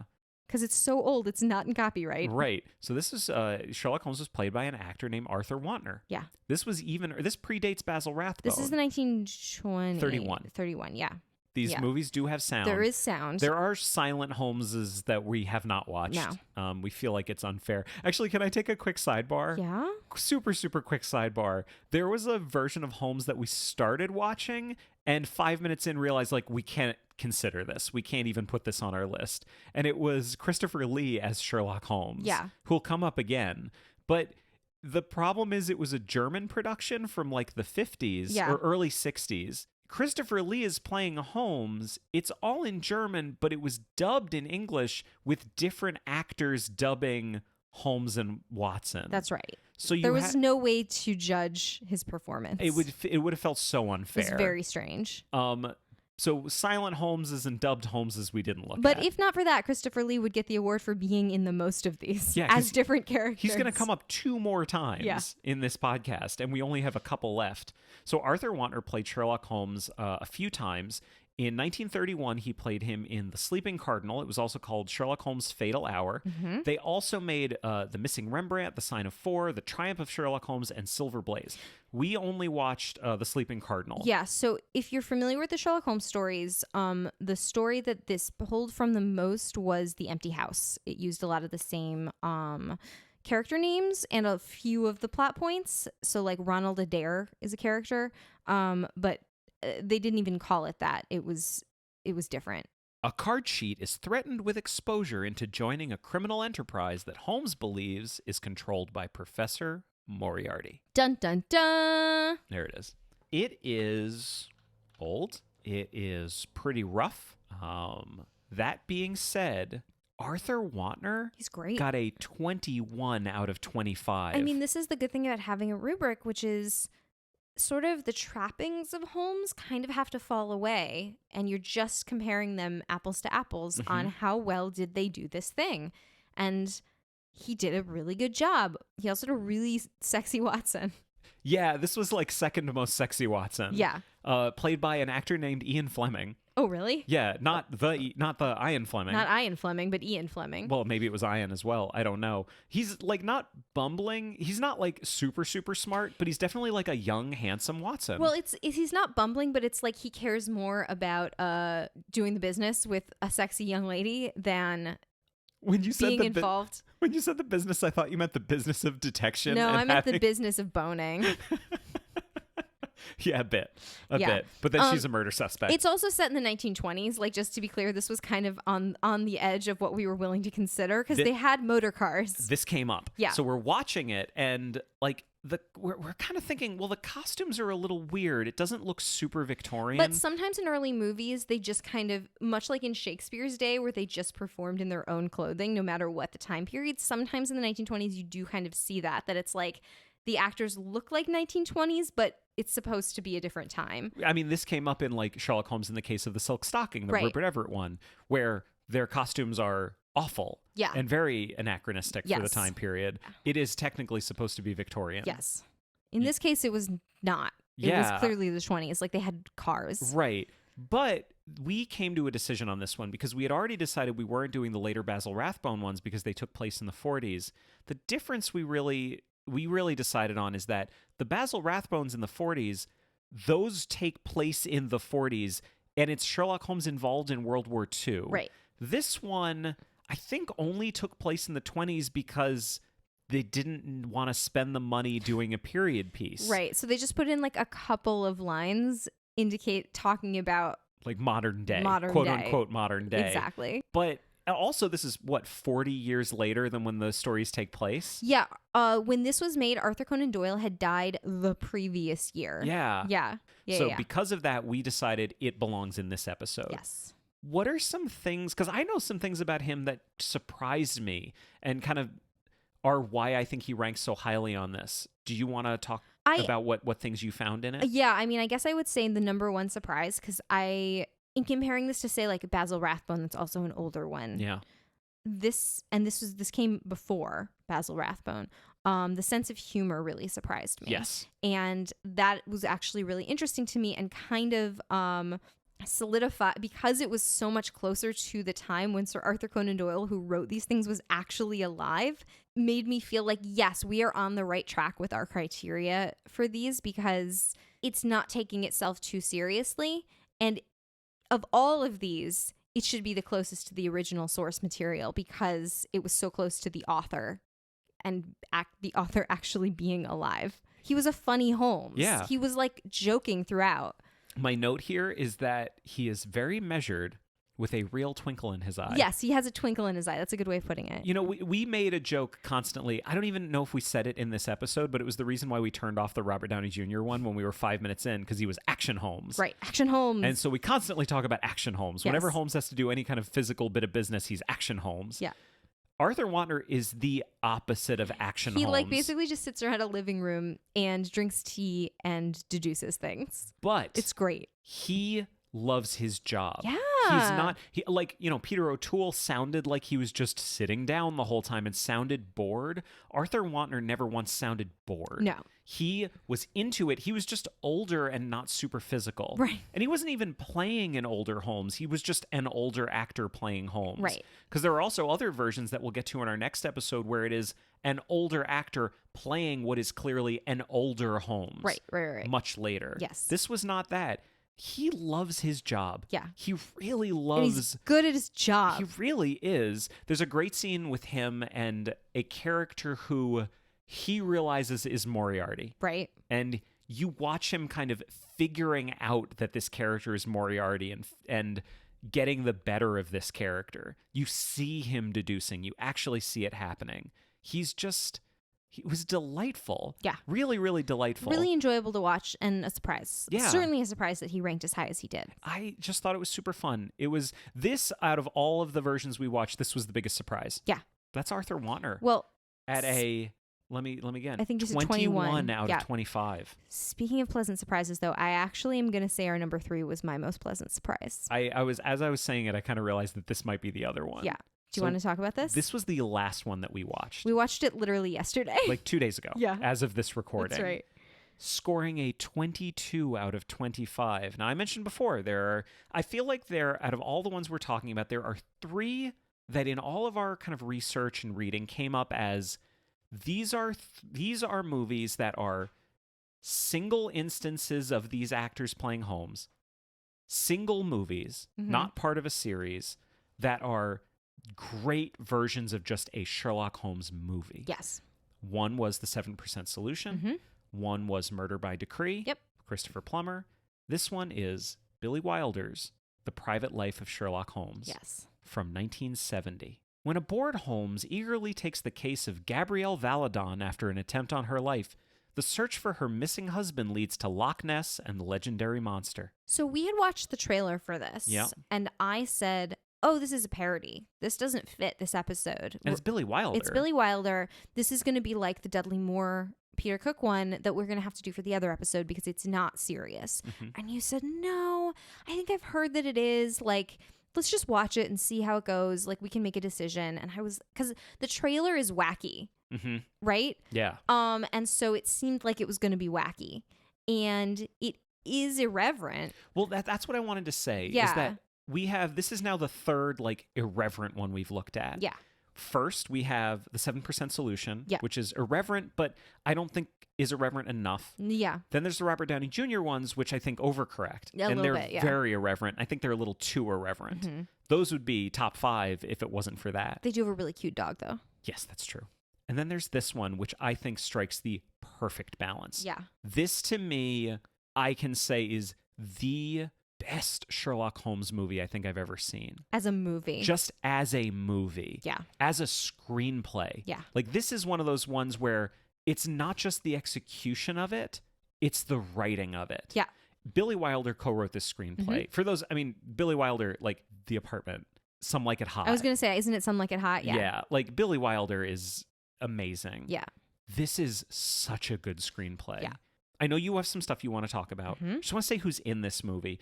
So as Sherlock Holmes, we have Robert Stevens, who I kind of didn't really know anything I don't about. really know him from anything. And finding out more about, I think that's one of the reasons I like him as Holmes so much, is because he is only Holmes to me. He's not bringing anything else to it. Yeah. Yeah. He is just wonderful. Yeah. Really, really wonderful. Ex-husband of Maggie Smith. Yep. Father of Maggie Smith's son, Toby Smith, also an actor. Toby Stevens. Toby Stevens. I'm so sorry. Son of Robert Stevens. Son of Robert Stevens. Correct. Did you know how much of an opinionated asshole this guy was? Oh, it didn't surprise me. I looked him up on Wikipedia, and he had 4 wives. So, like, I would not imagine he was like a wonderful person in his personal life. There is one actor that I loved finding out that I don't think he had beef with him, but he definitely had no respect for him and was very happy to say it. Yeah. Laurence Olivier. Good for him. Just, he hated him. Whatever. As an actor. Robert Stevens was like a big time Shakespearean actor. Yeah. And after this had kind of a resurgence and did King Lear with, I think, the Royal Shakespeare Company. And from everything I've been seeing, he seems like he was amazing. Yeah. And he died of complications from surgery when he was like 64. Yeah, like fairly young. Yeah. Yeah. It's real sad. Especially even Maggie Smith is still alive. He was amazing in this. Watson is super fun. Yeah. He's an actor. Oh my God. I Colin Blakely. loved this Watson. This is the version of a bumbling Watson that works. Yeah, but he's not stupid. He's just...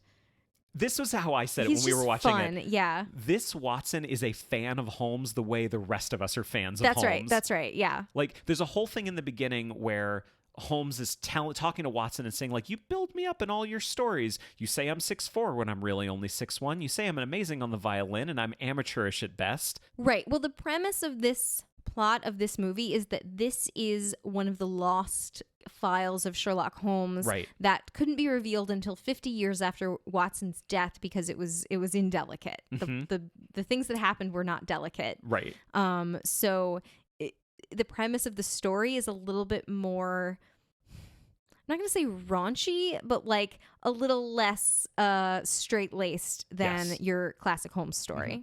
And there's just one other person in it that I wanted to mention. Christopher Lee shows up as Mycroft, this time. Yes, as a very good Mycroft. Oh, yeah. Who, like, kind of is the one that solves the case. Like, Holmes is actually defeated at the end. That's the great thing about it, is he and Mycroft both lose. Yeah. And that's one of the reasons why, quote unquote, Watson never published this one, is because it is a case in which Holmes did not solve it. Right. And also there was a sexual element to a lot of it. Yeah. So, okay, this is my favorite part. They get these mysterious tickets to the Russian ballet. And they go to, Holmes and Watson go to see the ballet, and they get invited backstage by like the administrator of the ballet, the producer of the ballet. And it turns out that what he wants is for Holmes to impregnate the lead ballerina, who is 49 years old. So I'm not quite sure how that's going to work. I'm going to play this line really quickly. Yeah. All right. I will pour vodka and explain. Mr. Holmes, what you have seen tonight is the last and positively final performance of Madame Petrova. She is retiring.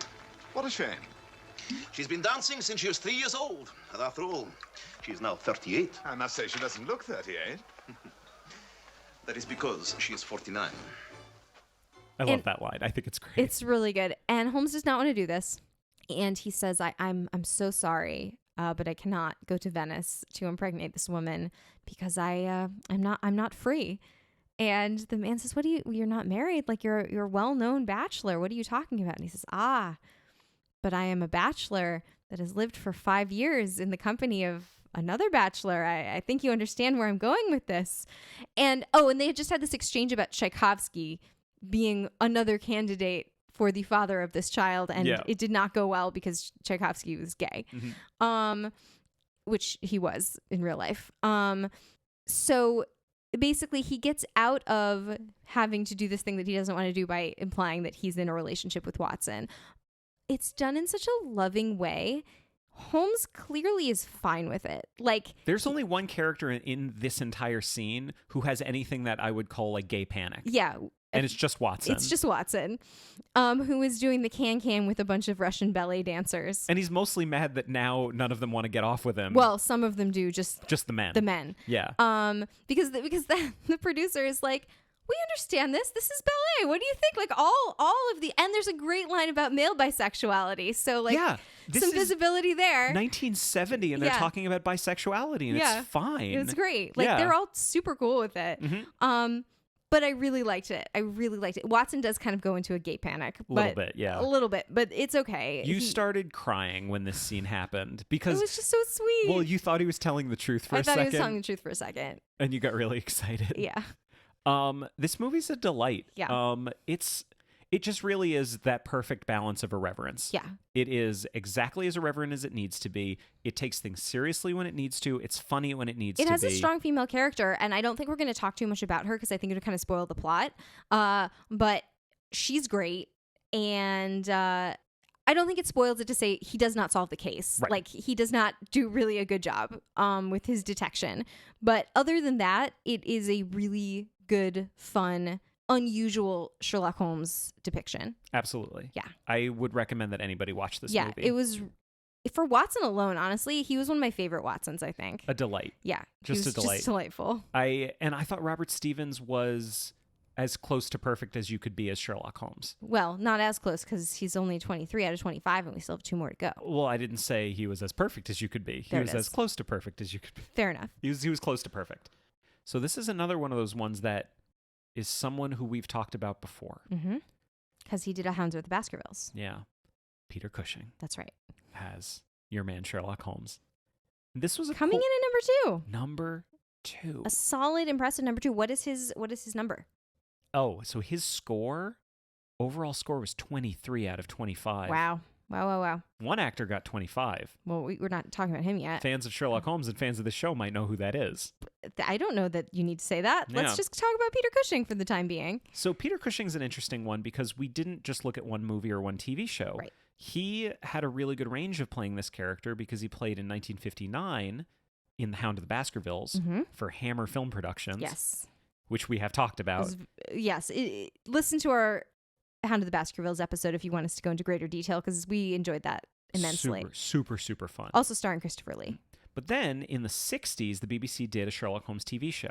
And they did 2 seasons, kind of 2 series of it, 2 years. And the actor they got to play Holmes in the first one dropped out. He was not a fan of it. He said it was pretty bad, so he didn't want to do it anymore. And then they cast Peter Cushing, who was really excited to come back to the character. Yeah. Can I read you a quote that I found from Peter Cushing about this? Please do. I can't do Peter Cushing voice. No, don't even try. I just can't do it. What are the things that spring to mind about Sherlock Holmes? The way he keeps saying, "Elementary, my dear Watson," and the number of times he puffs on that meerschaum pipe. But those are both untrue. He was really passionate about playing this character again. Yeah. He was really happy that he got another chance to play the character. Because he wanted to sort of explore the character. Yeah. Yeah. So we rewatched kind of parts of Hound of the Baskervilles for this, even though that had stuck with us because we both really enjoyed it. Yep. And then we watched a couple episodes of the 1968 Sherlock Holmes. What was your reaction to the whole thing? It was great. Super solid. It was just very intelligent, measured, analytical, serious, just really, really, you could tell he was entering the mind of the character in a way that I think only one other actor did. And that was an actor we have not talked about yet because he Yeah. was number one. I really felt, kind of going along with that, I agree with you. I think this was a really fleshed out portrayal. Yeah. This wasn't like Ian Richardson just showing up. Yeah. Or Basil Rathbone just kind of playing Basil Rathbone. Basil Rathbone just like putting on the cape and the pipe and being like, here I am, Sherlock Holmes. Yeah. The thing that I loved watching was how Peter Cushing's Sherlock Holmes behaved very differently with every character he interacted with. Mm-hmm. And it all depended on who he was talking to. Yep.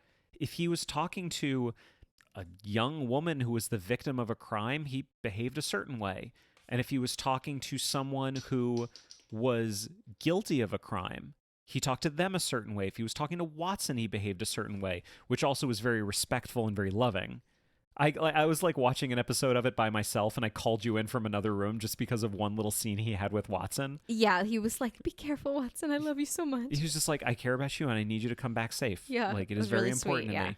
I love his portrayal. And honestly, if it wasn't for our number one, Peter Cushing would be my number Yeah, one. and I mean, I'm sure he was many people's number one for many, many years because this was like the 50s and 60s, and Yeah. the one we're about to talk about was the 80s and 90s. And I think it bears repeating, The Hound of the Baskervilles that Hammer did was just awesome. Yeah, it was super fun to watch. Of all the Hound of the Baskervilles we watched, it was the best movie of the Hound of the Baskervilles. You know what it did? It took that like kind of fun, super like lurid, campy element of the A Study in Terror. A Study in Terror, Yeah. and put a really, really, really good Holmes in it. Yeah. Yeah. And I'm really happy now because for me, I assume this is true for a good number of people, that Peter Cushing is one character for them. You know, Star Wars. Star Wars man. Grand Moff Tarkin. Like, he's in it for... I would literally not have known the name of that character. That's okay. I mean, he's in 10 minutes of the movie, 15 minutes of the movie, something like that. Yeah. But he's amazing in it. And that's who Peter Cushing was for me for years. Now I'm really happy that, for me, I think he's Sherlock Holmes. Yeah. Aw, that's sweet. Like, I bet he would love that. Like, I bet he would love totally. that. I bet he would love that you said that because it seems like he took a lot of care in all of what he put into this character. That being said, There has to be a number one. let's go to number one. And Peter Cushing is not number one. So we set up our rubric with a potential score of 25. Yes. We didn't know that we were creating the rubric to give a perfect score of 25 to any one particular portrayal. I had an inkling. You had an inkling. You know, we talked about this a bit in our Hound of the Baskervilles episode, but here we are in our big Sherlock Holmes spectacular. I would love to hear your feelings about Jeremy Brett. Well, first of all, his first name is Jeremy, Yes. which is great. Yep. Because that's your name also. Right. I like people named Jeremy. That is all we have in common. Maybe. Jeremy Brett is someone that I have been very interested in just sort of as a human being since like high school. His performance as Sherlock Holmes is absolutely one of those things that I wish I had not seen so I could see it again for the first time because it was such a revelation in terms of like really in terms of adaptation because I already loved the Sherlock Holmes stories. I had read them. Like by the time I first saw this, I didn't see it first. I read the stories first. I didn't know about this until after I had read the Sherlock Holmes stories. And it was just sort of my first glimpse of like what an adaptation can be when everyone involved cares so deeply about doing it justice to the character and to the story. And there are definitely some missteps along the way. Like they made like 50 episodes or something. Like maybe not 50 because I think there's only 52 stories, but they made almost all of them. They were trying to make all of them before he died. This was 10 years worth of productions. Yeah. So it's not just like a really good Holmes thrown into a mediocre production. Everything about the production is on the level of Holmes, how good he is. And it's just hard to talk about what makes something good. It's a lot easier to talk about what makes something bad because good is kind of like the absence of doing anything bad. But I guess I would say that I don't believe I have ever seen any performance of anything where the actor inhabited the character so obviously. Just every gesture, every facial expression, every blink of an eye, he is Holmes. He is thinking and feeling and doing what Holmes would be doing because he has become Holmes. It is a masterclass performance in acting. Do you know what it makes me think of? What's that? Because Holmes is let's just say it, and I'm sorry to say this to you right now, Holmes is fictional. Yeah, I Sherlock know. Holmes never existed. I know that. I just want to make sure you I understand know. and appreciate that. No, but what I'm saying is, like, Holmes is fictional. So for anyone to say, I'm going to be Holmes is kind of impossible because they can only ever be what they think is a version of Holmes. Right. And I think Jeremy Brett made what is ultimately the most compelling version of Sherlock Holmes that has ever been committed to film. Right. The performance it makes me think of so much is Daniel Day-Lewis in Lincoln. Huh. Where it's one of these things where he just had to come up with something. Mm-hmm. It is impossible to know what Abraham Lincoln sounded like. Right. So Daniel Day-Lewis, you can't say, well, he sounded exactly like Lincoln. That's not the point. Right. The point is not that they... The point is consistency. Exactly. The point is that they created something that is unique, compelling, and so consistent that it doesn't feel like they're acting anymore. Exactly. This is that level. This is the best acting I think I've ever seen in a TV show. In anything. I'll put it up there. It's incredible. I can't think of anything right now. Yeah. But I'm trying to and I can't, which only lends credence to your view. There of it is. Just to kind of give people a bigger idea of this, there were 4 series that they did. Right. This was produced by Granada Television. And there was The Adventures of Sherlock Holmes, The Return of Sherlock Holmes, The Casebook of Sherlock Holmes, and The Memoirs of Sherlock Holmes. And most of them were like hour long, and some of them they did as like a more like a 2-hour like Right. movie length. Like they did episode. Hound of the Baskervilles Yep, they and The did Sign of Four. They didn't do the other 2 novels, The Valley of Fear and A Study in Scarlet, but they did do a couple of other ones as longer pieces that Yeah. actually weren't very good. Right. And we'll get to that in a second. Yeah. The connection that I love between this one and one of the lower ranking ones were the Ian Richardson ones, because those were produced by an American producer named Cy Weintraub, and they had this vision that they would do, I think, 4 of them. Yeah, it was like the year before. Yeah. Yeah. And they got through 2 of them and then basically lost the rights because Granada bought them. Right. And there was an extensive legal battle. And I believe what ended up happening was Granada had to pay Cy Weintraub their production costs back Yeah. for making these because they should have never had the rights to make them in the first place. And now they were going to lose all the money because they couldn't release them. Right. So it was amazing to me that if you only look at this from a business perspective, they really seem equal. There's these 2 production companies that are trying to both make Sherlock Holmes. They're fighting over the rights to the character, and finally one of them gets it over the other one, and then they make something. Yeah. But It could just as easily have been the other one. yeah, Like that had nothing to do with the quality of the performance. one of them, though, is one of the worst Sherlock Holmes we ever saw. Yeah.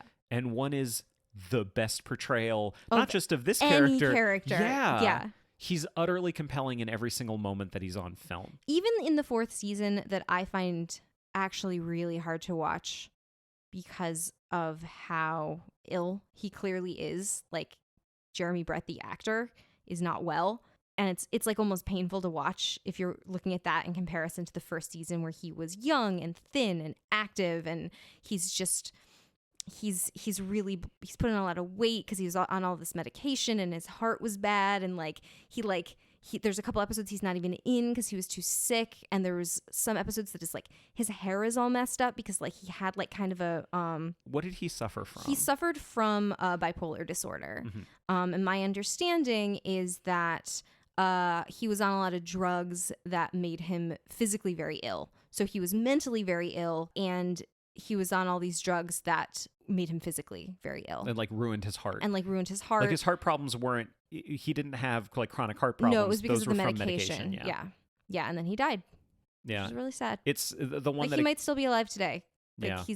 he wouldn't be like 150, you know? the version that I think I've watched the most of him is his Hound of the Baskervilles, because Yeah. we watched it for Hound of the Baskervilles. We watched it again for fun. We watched it again for this. Right. In that his hair does not look good at all. Yeah. And to know that it was because he had a manic episode. Yeah. And like kind And- of cut off all his hair. Yeah, and they Like kind of did their there's best. the one where there's the episodes where he has like kind of a weird crew cut instead of the slicked back hair is because he had like cut off all his hair and they had to kind of rescue it. And I've only watched one episode that was from that 4th season. Yeah, it's And painful. I don't want to watch any of the other ones. I tried to do like a full binge one like week that I was sick or something, and I had to stop because it's just like they're not bad. Like if No. you just watch them, like he's still portraying the character, but it just makes you feel really sad. I mean, I bet if I watched them now, it would remind me more of like Arthur Wantner playing him, where he's very not energetic at all, but still has that twinkle in his eye. Yeah. But I never saw Arthur Wantner as anything other than that. Right. But to see Jeremy Brett from that first and second season, the first season especially, but also the second season, it's really painful to watch the end. Yeah. It's hard. Yeah, because you're watching a man die. Yeah. Like that's what's happening. There's one scene that I keep coming back to. I think it's actually worth noting that there were two different Watsons. Yeah, let's end on a happier note. Yeah. There are two different Watsons in the series. In the first series, it was an actor named David Burke. There it is. And then for the remainder of the show, from the second series on, it was Edward Hardwicke. Yes. I've commented before about who some of my favorite Watsons are. Jude Law is one of my favorite Watsons. James Mason is absolutely my favorite Watson. James Mason. But I think there's one actor in all the versions that we watch who, when I think of Watson, I think of kind of the platonic ideal of the character for me. Yeah. And that's Edward Hardwicke. Totally. Do you agree with that? Yeah, I definitely do. I mean, I always thought, I don't like first season Sherlock Holmes because I don't like that Watson. I prefer Edward Hardwicke. And then when I recently watched the whole first season again, I was like, this is like a younger, like more energetic, like more athletic Watson. Like he's on top of things. Like I actually really do like David Burke as well. There's that one amazing line between the two of them.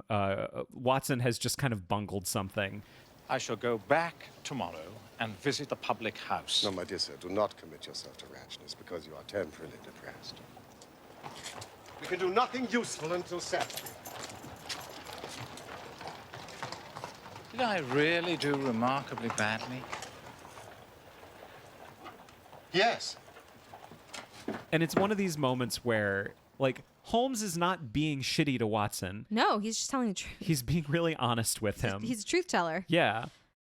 He's good. No, he's a good Watson. Yeah, I liked him better than I had always thought I liked him. Is what I'm trying to say. But yeah, they're both great. I think Edward Hardwicke's amazing. Yeah, I mean, honestly, like putting this up even against something like the 7% Solution or the Private Life of Sherlock Holmes, like almost seems unfair because it's a totally different kind of performance. Like what they're trying to do is not the same. But I feel like it would be unfair to compare it to almost anything because it's so good. Yeah. But I feel like it's important that we set up our rubric where this one is the best one because this one is the best one. Right. Like it wasn't like anything else. We didn't do it on purpose. No, we didn't. It just happened. Like when we actually went through and said, let's rank it and really look at every single category separately and really look at each one honestly. And it just happened that it got a perfect score in every single category. Shocker.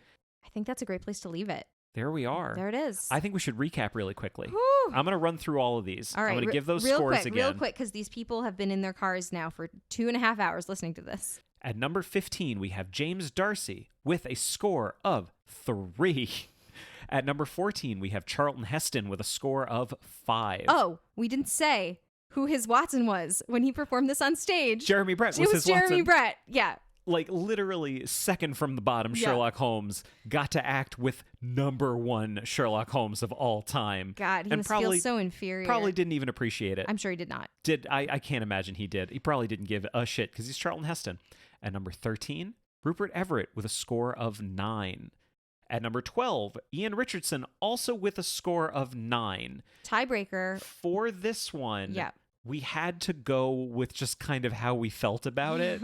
And at the end of the day, we were more offended by the Rupert Everett version than we were by the Ian Richardson one. Significantly more. And that's why Ian Richardson edged him out. At 11, Peter O'Toole with a score of 10, even though he has never seen. At number 10, Tom Baker with a score of 11. At number 9, John Neville with a score of 13. At number 8, Basil Rathbone with a score of 15. At number 7, Nicole Williamson with a score of 18. At number 6, Robert Downey Jr. with a score of 20, despite your best hopes Whatever. that it would be bad. Whatever. It was actually super, super fun. Whatever. At number 5, Christopher Plummer with a score of 21.